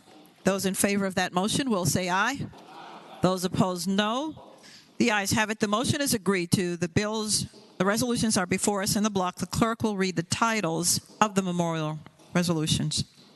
House Joint Resolution 722, celebrating the life of the Honorable William Kyle Barlow. Madam President. Madam President. Chair recognizes the senior senator from Richmond, Senator McClellan. Thank you, Madam President. Could House Joint Resolution 722 come out of the block and by for the day for the purpose of additional signatures? Without objection, House Joint Resolution 722 is out of the block and by for the day. House Joint Resolution 758, celebrating the life of Elizabeth Lewis Crutchfield. House Joint Resolution 772, celebrating the life of Ella Lee Fountain Flowers. House Joint Resolution 775, celebrating the life of Mary Elaine McNichols. House Joint Resolution 779, celebrating the life of Charles Taliaferro Lindsay, Jr. House Joint Resolution 785, celebrating the life of Charles Somerville Harris. House Joint Resolution 787, celebrating the life of Charles Kirkland. House Joint Resolution 788, celebrating the life of Jaylin A. Irahana Santafil. House Joint Resolution 789, celebrating the life of Jane Frances Gorley Karsten. House Joint Resolution 793, celebrating the life of Thomas Ellis Welch, Jr. House Joint Resolution 794, celebrating the life of Roger Dale Bowles. House Joint Resolution 795, celebrating the life of Ron Keith Atkins. House Joint Resolution 797, celebrating the life of David Carlton Witt. House Joint Resolution 802, celebrating the life of George Thomas Savage, Jr. House Joint Resolution 803, celebrating the life of Cecil Gordon Lehman, Jr. House Joint Resolution 804, celebrating the life of Eugene N. Hodnett. House Joint Resolution 807, celebrating the life of James Lawrence Eason. House Joint Resolution 808, celebrating the life of the Honorable Albert Charles Eisenberg. Madam President, Chair recognizes Senator Eben, the senator from Alexandria. could HJR 808 come out of the block? Without objection, HJR 808 is out of the block. Madam President, For what purpose does the senator from Richmond City rise? could HJ 808 also go by for the day for additional signatures? Without objection, HJ 808 is out of the block and by for the day. House Joint Resolution 809, celebrating the life of Robert Earl Bryant. House Joint Resolution 815, celebrating the life of Nicholas D. Street.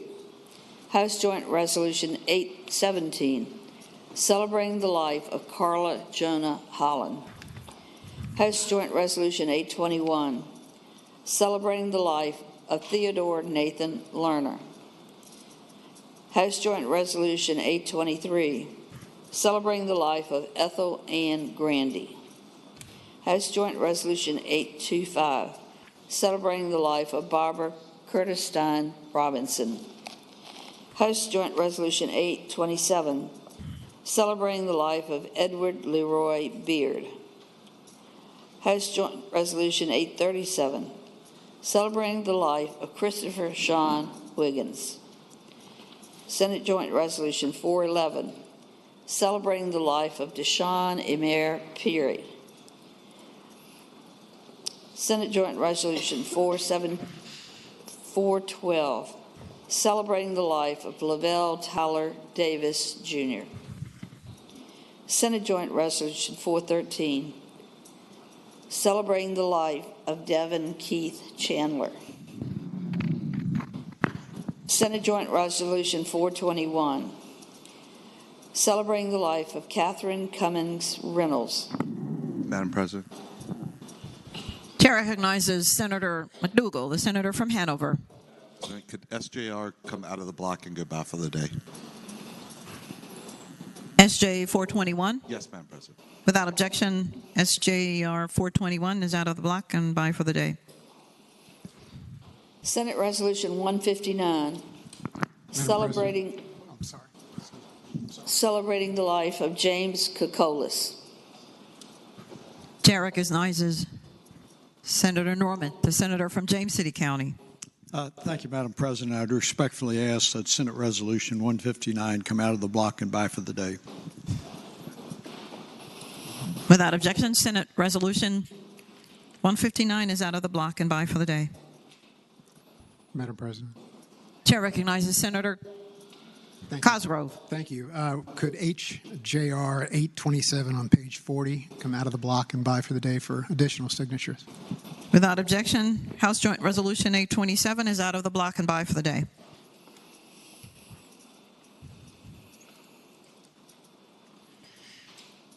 Now then, accepting House Joint Resolution 808 on page 39, Senate Joint Resolution 421, and Senate Joint Resolution 159 on page 41, both, and House Joint Resolution 827 on page 40. The resolutions will be agreed to in the usual manner. All those in favor of agreeing to the memorial resolutions, please rise.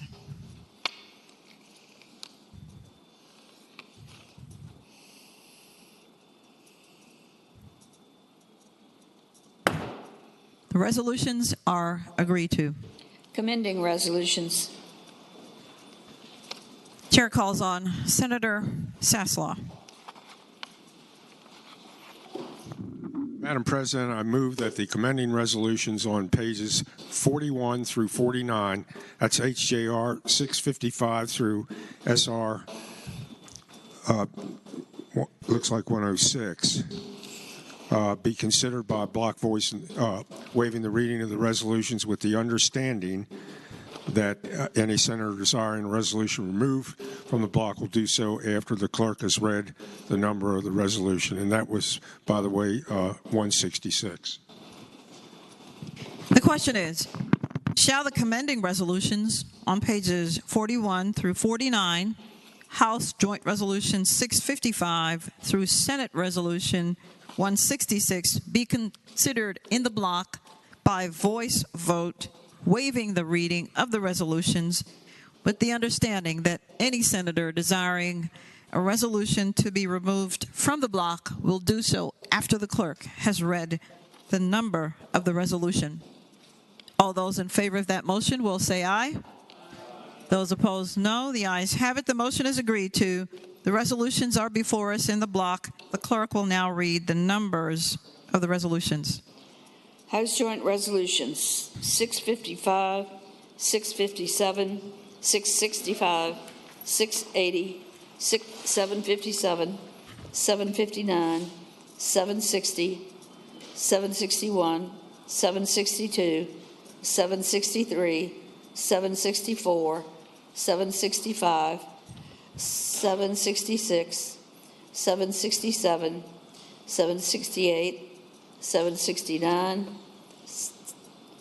House Joint Resolutions 770, 771, 773, 774, 776, 777, 778, 780, 781, 782, 783, 784, 786, 790, 791, 792, 796, 799, 800, 801,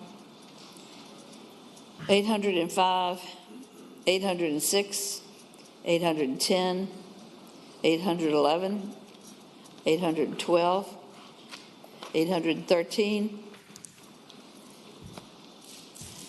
814, 816, 818, 819, 820, 822, 824, 826, 828, 829, 830, 831, 832, 833, 834, 835, 836, 838, 839, 840, 841, 842, 843, 844, Senate Joint Resolution 407, Senate Resolution 160.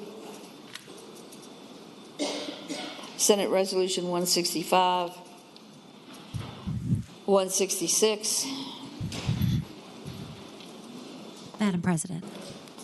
Chair recognizes Senator Boysko, the senator from northwestern Fairfax County. Thank you. I'd like to ask to take a few of these out and by for the day.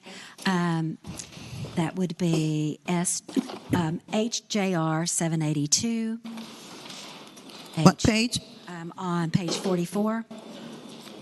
HJR 830 on page 47. And SR 166 for the purpose of getting co-patrons. If we could take them by for the day. Thank you. Without objection. Madam President. Chair recognizes Senator Sudaline, the senator from Roanoke County.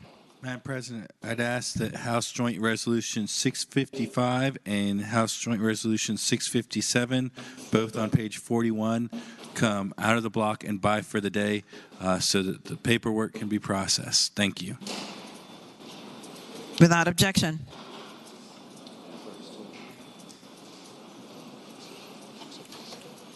Accepting House Joint Resolution 827.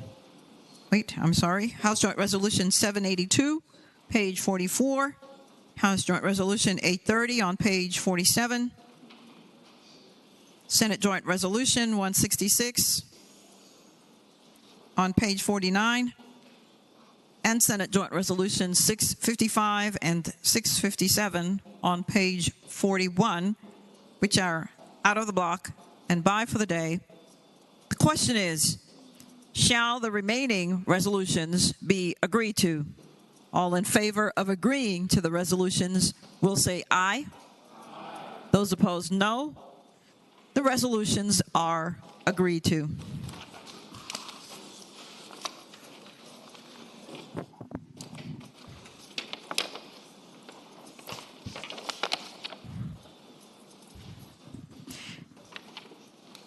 Chair now finally recognizes Senator Boysko. Thank you, Madam President. I request that we return to the morning hour for the purpose of an introduction. The senator has the floor. Thank you, Madam President. We are joined by the group Leadership Loudoun, class of 2023 today, and I was so pleased to get the opportunity to meet with them earlier. They include local government employees, leaders of our nonprofit organizations, and business owners in Loudoun County.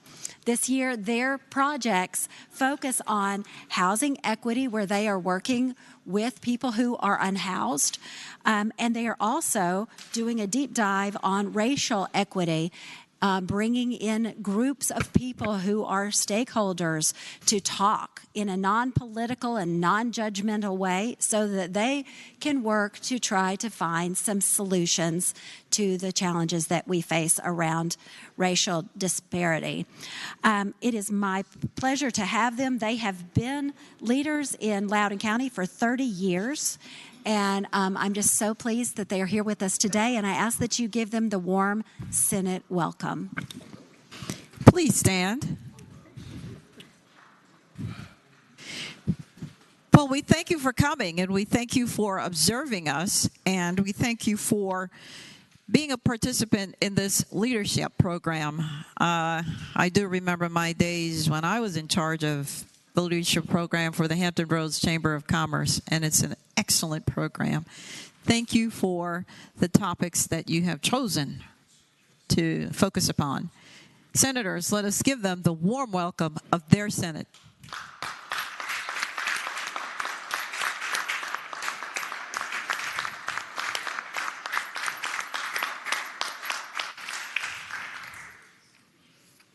Chair now recognizes Senator Howell, the senator from northern Fairfax County.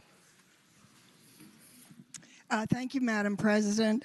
I would like to recognize that in the gallery today is a very special woman. She is the wife of my seatmate, Senator Saslaw. It's Eleanor Saslaw. She's had such a distinguished career aside from being married to him all these years. She was a school counselor. She founded the Association of School Counselors to lobby us on education issues.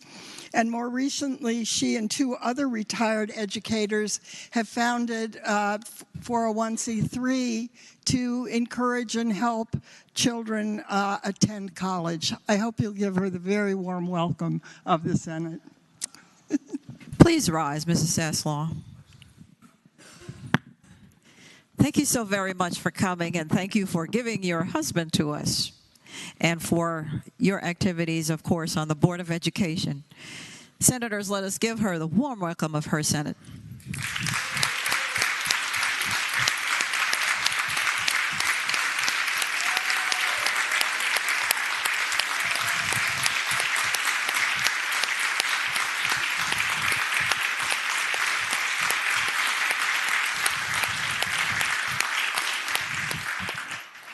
Chair recognizes the senior senator from Fairfax County, Senator Saslaw. Madam President, members, I rise on a point of personal privilege. The senator has the floor. You know, they say that everybody, and I mean everybody's got a use by or sell by date stamp somewhere on them. And for me, it's next January 10th at noon. By then, I will have been in the General Assembly 48 years, including 44 here in the Senate. And Madam Clerk, I can't tell you how outstanding you and your staff have been and helped make this, the enjoyable years that they've been. I've been around the General Assembly, as you can imagine, a pretty long time, and not as long as Senator Warner, who tells people thinks that I served with Thomas Jefferson and Patrick Henry. But I did, in my first few years in the House, in my first term and second term in the House of Delegates, I did serve with a man whose father fought in the Civil War. Now, I served with a man whose father fought in the Civil War. I didn't fight in the Civil War, okay? I served also with a state senator here by the name of Evelyn Haley, who was a witness, an eyewitness to the events at Pearl Harbor on December 7th, 1941, as a sophomore at the University of Hawaii. And her father was a Navy captain there who later retired, and the maiden name was Mumskin, later retired as a vice admiral, and there's currently a destroyer named after him on active duty. Sooner or later, you got to realize that you're going to have to move on. But it's been a very interesting and a great 48 years, and you all are amongst the many people who've helped make it that way. It's met a lot of people, a lot of interesting people, both here and from the outside world. Twice I've met Queen Elizabeth, and along with then Delegate, now Congressman Morgan Griffith, we escorted her into the House of Delegates when she addressed the joint session of the General Assembly in 2007. At the 1978 inauguration of John Dalton, I had the opportunity, thanks to former Delegate Wyatt Durrett, to meet and talk for 5 or 6 minutes with, you ready for this, Elizabeth Taylor. I've attended the inauguration of 12 governors, and although the 13th that I served under, I wasn't at his inauguration. That was the second term of Mills Godwin, which gives you an idea really of how long I've been around. Many of my colleagues have gone on to be governors and congressmen, and I've tried over the years to make sure I got along with people on both sides. And, going back to the classes in the 1990s, my seatmate of many years, Janet Howe, other members of that class in the 90s, Senator Lucas, Senator Edwards, Senator Norman, Senator Newman, and Senator Hanger. So in a few years, they'll know what it's like. But it's I can't just tell you how great it's been. And I've been given a fabulous opportunity by the people here, to serve as both as minority leader and majority leader in the Senate, chaired Commerce and Labor and several subcommittees. And I'm proud of what, we've accomplished here over the last 40-some years. We've created an environment for people to succeed in. Virginia has been ranked recently as one of the top states to do business in. One of the other things I'm proud of, we've improved the life of, people and groups who've been marginalized over the years, various minorities. Things have gotten a lot better. We got a ways to go, but there's been a vast improvement. And I'm proud to say I've been, part of that. One of the things that, I've done is, I've tried to be very helpful in women's health and reproductive rights, investing in major transportation projects. And it was my bill back in 1981 that allowed local governments to start selling bonds to repair their own roads or build their own roads if they wanted to finance what was not in the state plan. And, I can't say enough to Eleanor, who's had to put up with me for all these years here, and in and out, in and out, and in and out, and I couldn't have done it without your help. I really couldn't have. And then my daughter Jennifer, who I wished I could have, been at a lot more events for hers when she, as she was growing up. I also want to say a lot of thanks to my chief of staff, Janet Howe. Janet, you up there? There. Not Janet Howe. Janet Muldoon. There. You now, Janet, stand up. You now understand why I'm getting out. Call her Madam Fairfax. Had one guy on the board at UVA when he was on the board at George Mason. But anyways, and to my staffers, Joe Schilling and Megan Center. I want to, close reminding all of you the importance of listening to each other. And one of the big changes that I've seen over the years is that we've lost the ability to compromise. And that is really unfortunate. When I first got here, things got worked out. If you needed to make budget cuts, you made them. If you needed to raise taxes, you raised them. And people got returned to office. Sometimes they were tough choices, but we made them. But it's been such a great pleasure to serve with all of you and many of your predecessors. I can't thank you all enough. And again, Madam Clerk, you and that fabulous staff of yours that have made it so enjoyable to be here. Finally, with apologies to Jerome Kern and Oscar Hammerstein II and the hundreds and hundreds of people who've played over the years in the famous Broadway musical Showboat, and stealing a couple of lines from one of their songs, in that fish gotta swim, birds gotta fly, and Saslaw's gotta move on. But thank you all.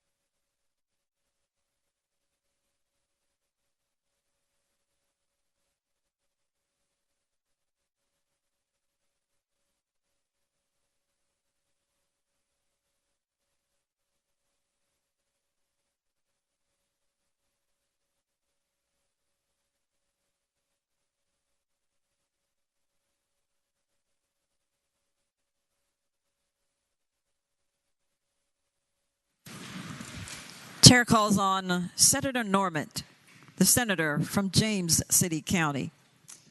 Thank you, Madam President. Point of personal privilege. The senator has the floor.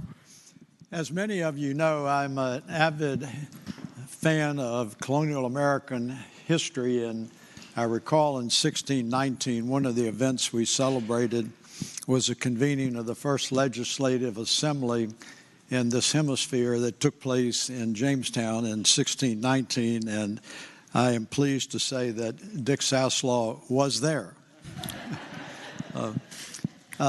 Madam President, it really is with enormous mixed emotions that I listened to my friend and his comments. I consider him one of the closest and fastest friends that I have in the Senate. And over the years, many of you have observed either overtly or covertly that we have worked on a lot of issues together. And I think he and I have always enjoyed a very frank and candid exchange with one another on various positions. And even though we have not always been successful, we have, in fact, worked on compromise. And I echo his comments, and I hope it will be something of a legacy that more of us will embrace as we go forward in future years. I am amused that he extended his appreciation to Eleanor, who I've known for many years, and he said that he is very thankful that he's been in and out. I suspect that Eleanor is very nervous about him being more in right now than out, but we will see how that works out. She's a lady of enormous flexibility. But I say to Senator Saslaw, I will truly miss you, and I continue to embrace your friendship. Chair recognizes Senator Peterson, the senator from Fairfax City. Thank you, Madam President. Point of personal privilege. The senator may continue. Madam President, I had not planned to speak, and I'm going to keep this very brief, but I had expected this moment to come, and I feel like I remember speaking at my father's funeral. I said, this is a speech you prepare for all your life, and yet the time you feel when it happens, you're unprepared. Dick Saslaw got me into this business, and I don't say this as thanks, but when I was a young man, I was out of politics. I had run statewide and lost, and I had 3 young children. I was out of money and was happy to move on to the next phase of my life. And he brought me back and gave me a second career here and led me, cajoled me to be the best man I could be. And I have often compared him to, next to my own father, he's been the most important figure in my life as a mentor, as a leader, as someone who's shown an example. And in many ways, I fought with him because I respected the hell out of him. And I knew this day was going to come, Senator, and it's an emotional day, but you have earned the plaudits as a legend in this state. And my family's been around a bit, and we have so much respect for you. And that's all I wanted to say. Thank you for all you've done. Thank the senator. Senator Newman, the senator from Bedford. Madam President, point of personal privilege. The senator has the floor. Madam President, I have spent about 28 years admiring you. When I was in the House of Delegates, I was afraid of you.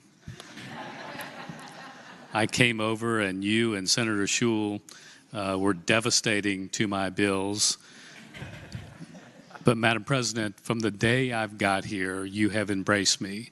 I believe that I am as conservative as you are liberal.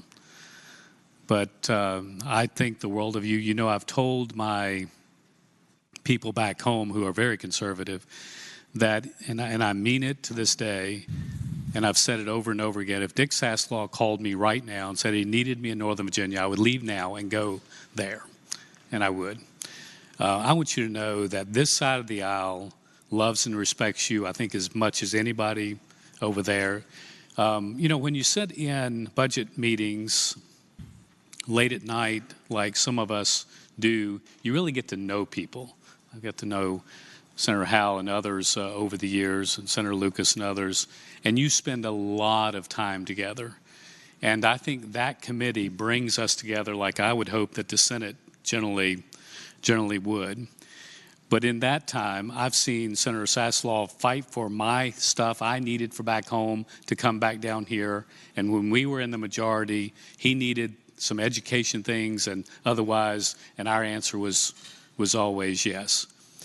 My most interesting time on the floor, Madam President, for sure, was when I sat in Senator Deed's seat and this Senator Saslaw sat in Senator Peterson's seat, but he was never there. And I kid you not, I voted for Senator Saslaw more than Senator Saslaw did. And if his current seatmate thinks that she has to vote for him a lot, when he was young and spry and more of a spring chicken, he never sat down. And I can just tell my constituents, I have voted as liberal as I have conservative, because I would vote yes and no and yes and no. Senator Saslaw, there's simply no words to express. I, like Senator Peterson, I thought of this day a lot of times. I don't know why I have. Thought about the day that you would stand up and leave, and thought about what I could say. And here again today, I'm not prepared. But I do just want to tell you that I have the most respect for you, sir. I'm so grateful for you. I look forward to, as we talked a couple of days ago, of extending our friendship past here.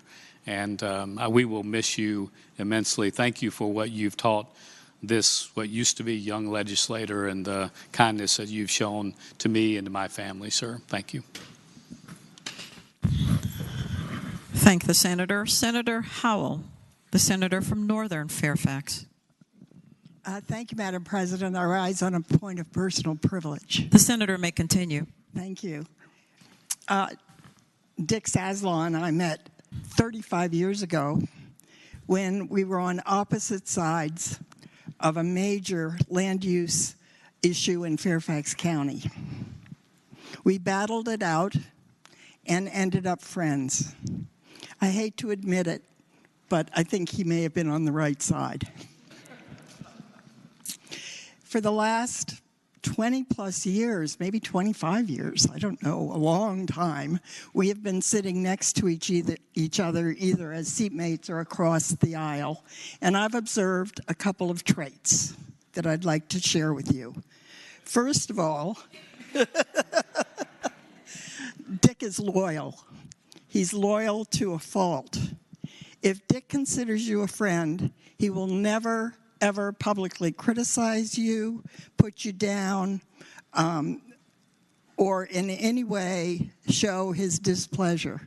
He will talk to you quietly and try and persuade you, but he maintains everybody's dignity all the time. He also has great integrity. And for those of us here, I think we all know how important that is. You need to know who you can trust and who you can't. And Dick is a person you can trust. If he gives you his word on a bill, it's solid. And if he has to change for some reason, he will always tell you why. That I value tremendously. He also, as we all know, has a wicked sense of humor. He'll tell you a story over and over again. But they are good stories, and we'll remember them. We're going to all miss him. I'm going to miss him. The Senate will miss him. And I know we all wish him and Eleanor a wonderful retirement. And that things just keep getting better for you. Thank you, Madam President. I thank the senator. Senator Barker, the senator from Southern Fairfax County. Thank you, Madam President. I rise for a point of personal privilege. The senator may say on. Yes, I too have known Dick Saslaw for a long, long time. Doesn't go all the way back to Patrick Henry and Thomas Jefferson, but it seems like it sometimes. Over 40 years ago, I was coming down here to Richmond on about a 3 times a week jaunt down from Northern Virginia, coming to testify or work the halls and visit with legislators to address a lot of health care issues and some foster care and other types of things that I dealt with then. And did that for many years. And Dick was on the Education and Health Committee, and gave me a lot of advice. Sometimes it was explaining why in the world he couldn't vote for this stupid bill that I had, but was working on. But he was always, very accommodating on things, and was very good.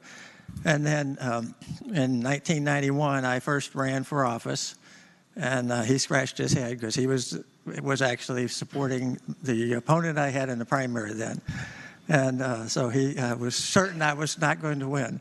But once I won the nomination, he rallied and helped me be able to put a credible campaign that was not successful in the end, but at least I had a good campaign and ran about 20 points ahead of the top of the ticket.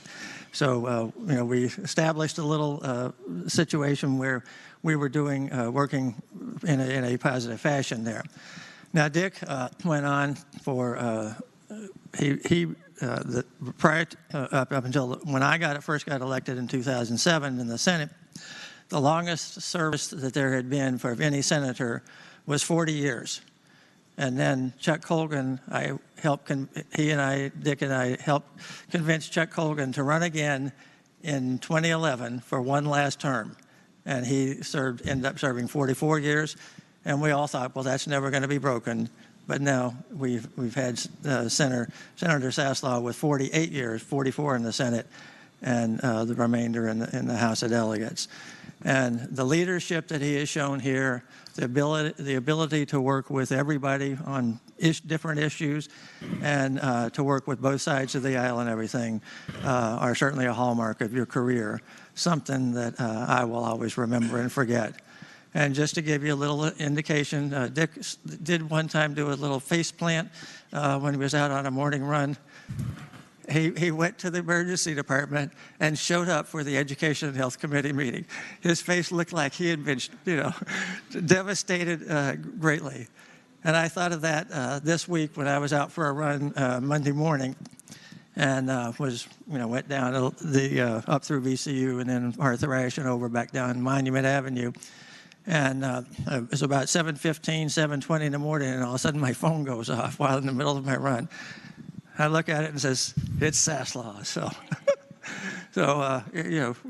you and I had done a good bit of running together in different times, and and I certainly enjoyed working with you here in the Assembly, but everywhere. So, thank you very much for everything you've done for all of us and all of Virginia, Dick. I thank the Senator. Senator Locke, the senator from Hampton. Thank you, Madam President. I rise on a point of personal privilege. The senator has the floor. Thank you. There are some people who are legends in their own mind, but I can truly say that Senator Saslaw is a legend here at the General Assembly. And Eleanor, what I will not miss are the phone calls from Hawaii. Because Dick would call me practically every day. And I would say, aren't you supposed to be on vacation? But Dick has truly been a friend, a colleague, and like everyone else, I knew this day was coming. But it is not one that I can say that I wanted to hear, that because this makes it real, that you will not be returning as a colleague here in the Senate. And I know that I speak for many others when I say that you will truly, truly be missed, because a lot of institutional knowledge will be leaving this body. But we know where to find you. And at any rate, I want you to know that I love you dearly, and will miss you immensely. Won't miss a lot of the stories, but will truly, truly miss you, Dick. And I always would tell Dick, when he would tell people the year that he was elected, I said, Dick, that was the year I graduated from college. But Thank you so much for being such an icon here, such a true gentleman, the epitome of the Virginia gentleman. And I wish that we could clone more people like you, because that's what's needed here in this body, are people like you, people who mean what they say and do what they say. And thank you so much for being who you are. I thank the senator. Senator McDougal, the senator from Hanover. Thank you, Madam President. Rise for point of personal privilege. The senator has the floor. Madam President, I got to know Senator Sasslaw when I was wet behind the ears in the House of Delegates, and we had a very contentious judicial hearing that went on, seemed like, for half the day.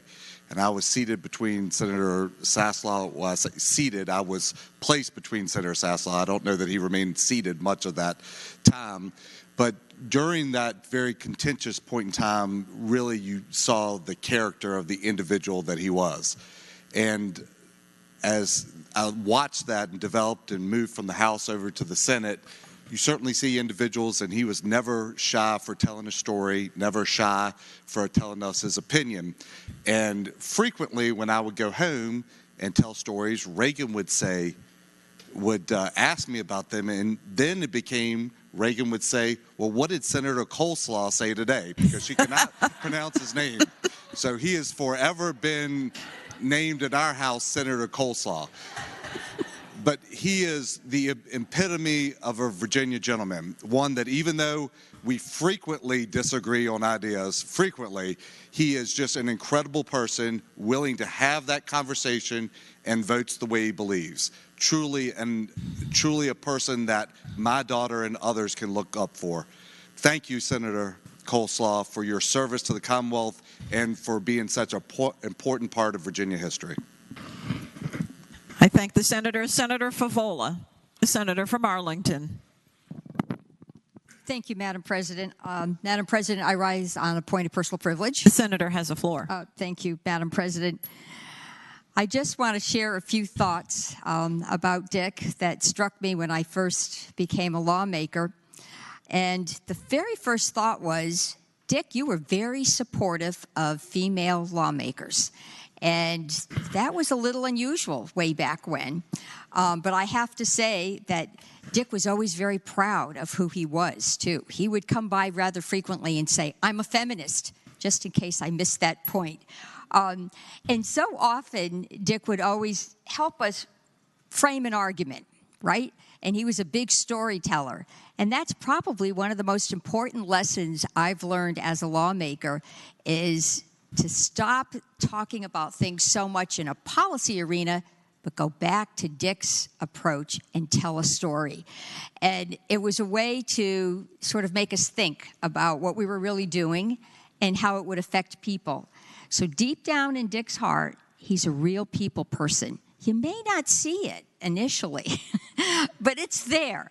And I just think that it's going to shine through. It will continue to shine through in your legacy.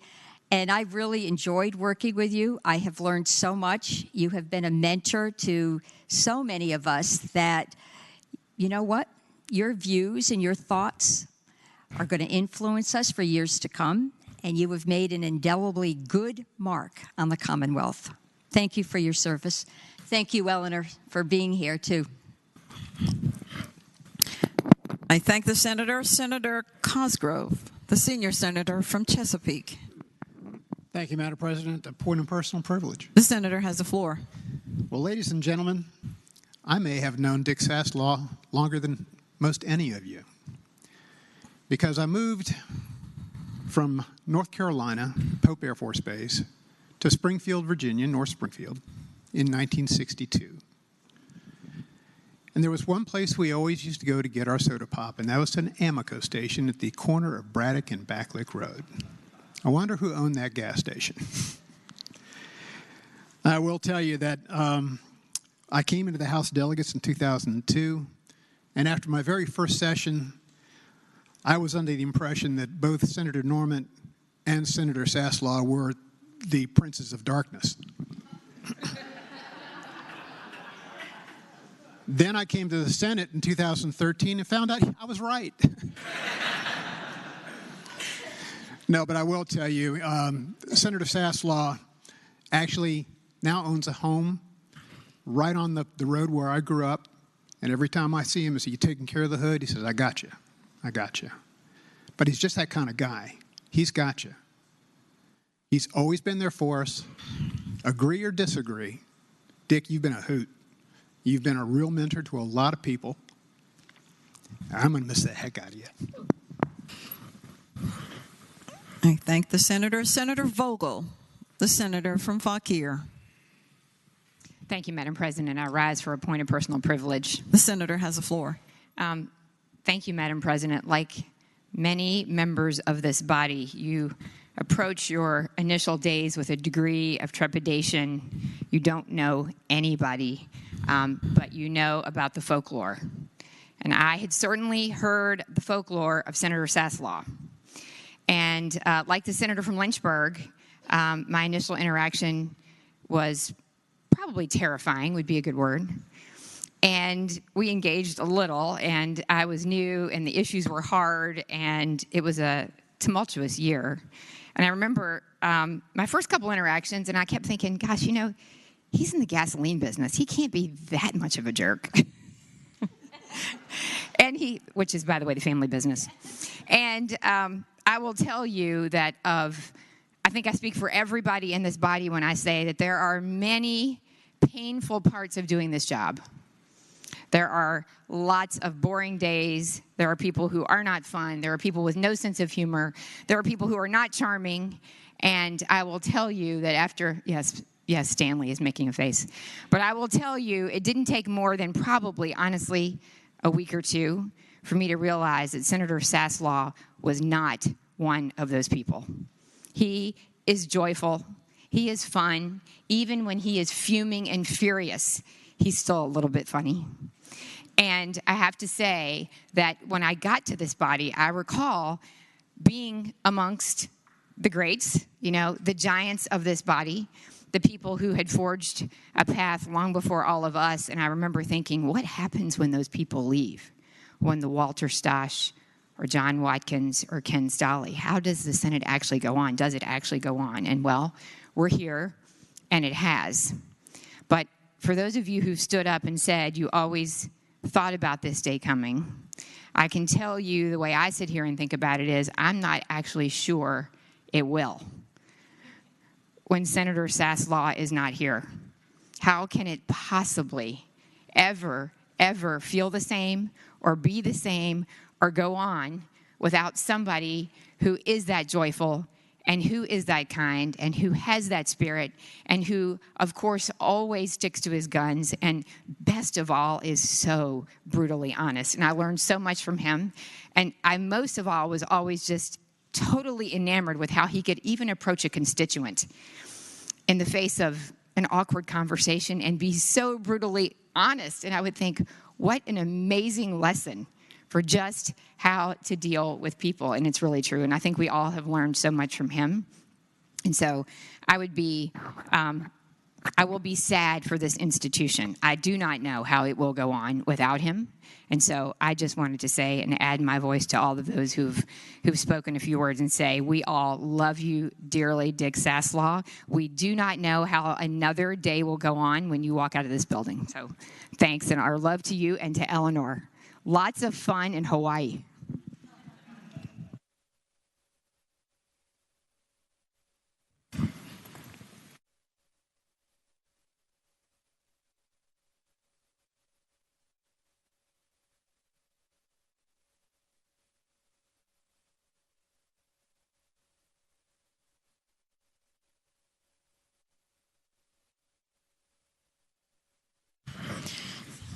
Chair recognizes Senator Lucas, the senator from Portsmouth. Thank you, Madam President.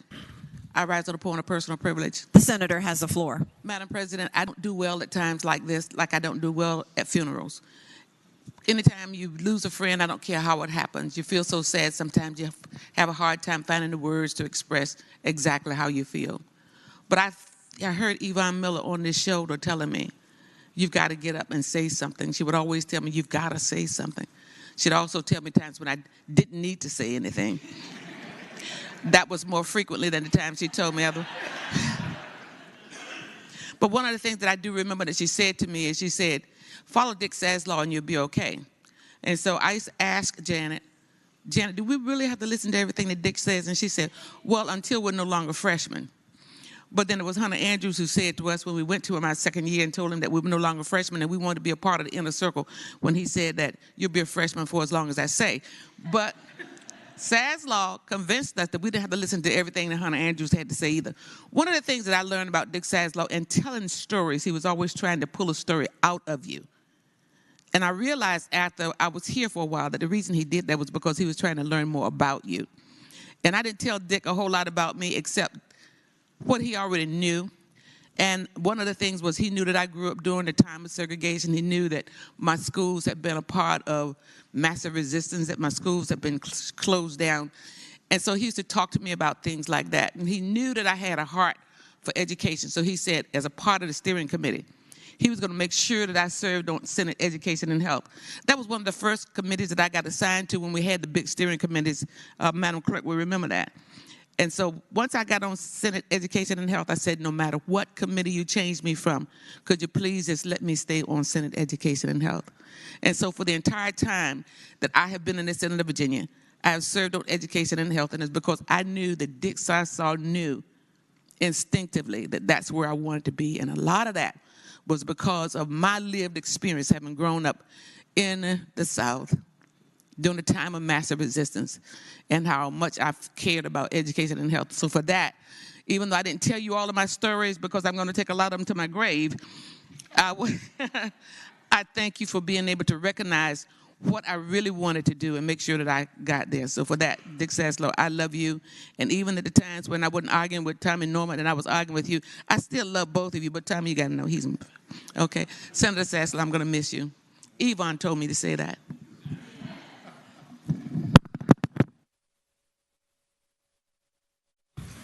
Chair recognizes Madam Clerk.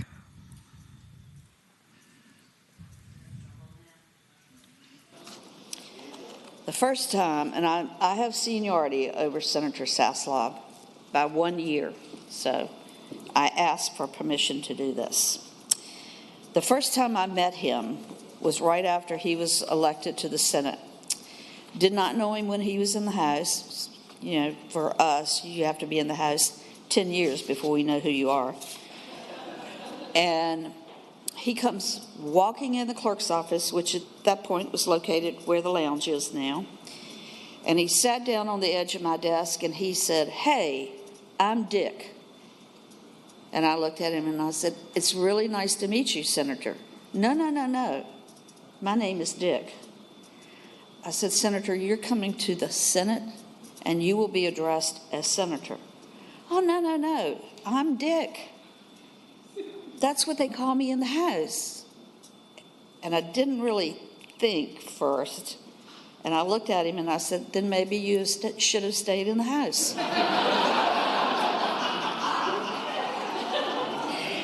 And that was a good start we got off on.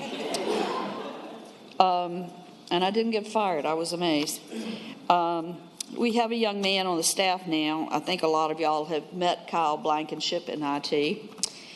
And Kyle came in for his first interview in the old GAB in one of the subcommittee rooms that had the glass all around the walls. So the IT staff was in there interviewing Kyle, and here comes Senator Saslaw. And he just thought it was a staff meeting, so he just walked in and started telling his mafia stories and all these other stories. And they said Kyle was sitting there with this stunned look on his face. And we called him back in for his second interview without Saslaw. And in the course of that interview, he said, "I thought that was part of the interview and you were testing me." And I thought, who are these people?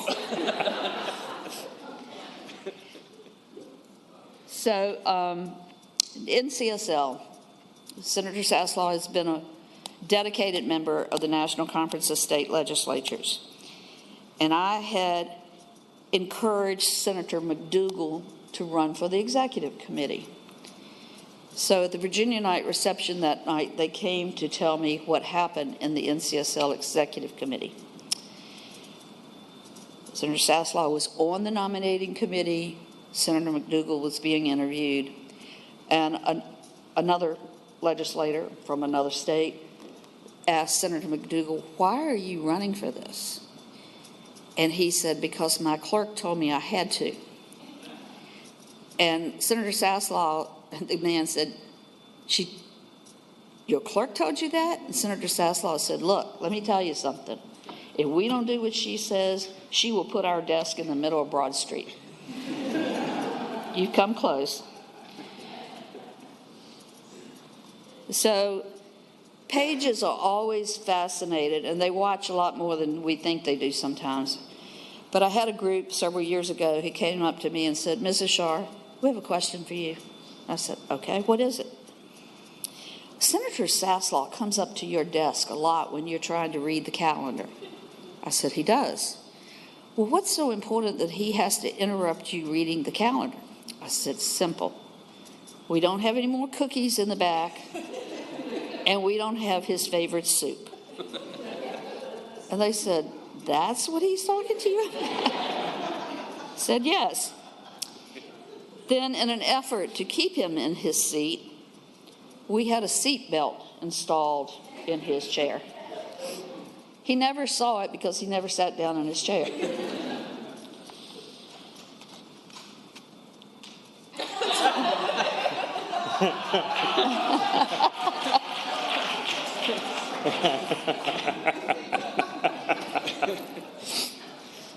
Eleanor, this one involves you. He came in one day and he told me, he said, "You know, Eleanor and I were having a conversation. And I asked her if I could use, if she passed before I did, could I use her funeral as a fundraiser?"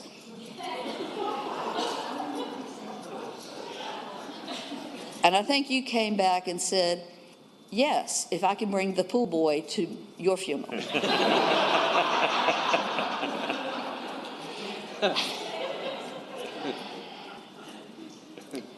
One of the most interesting experiences in my life here at the Senate was when Senator Andrews was defeated and realized that Senator Saslaw was going to follow him as majority leader. That was an interesting conversation. He said, "Bring him down here, Susan. I got to talk to him." So I got to go to Williamsburg with Senator Saslaw and Senator Andrews and sit there and listen. And I thought, this is going to be a whole new ball game. But you've done a great job. I'm honored to have worked with you.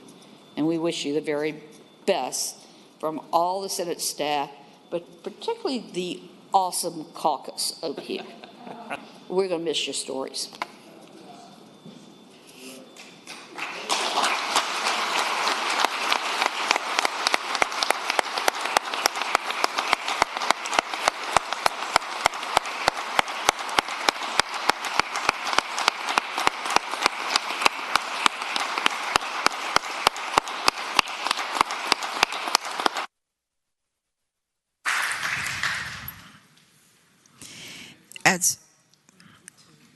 As we are at the end of the calendar, call on Senator Saslaw.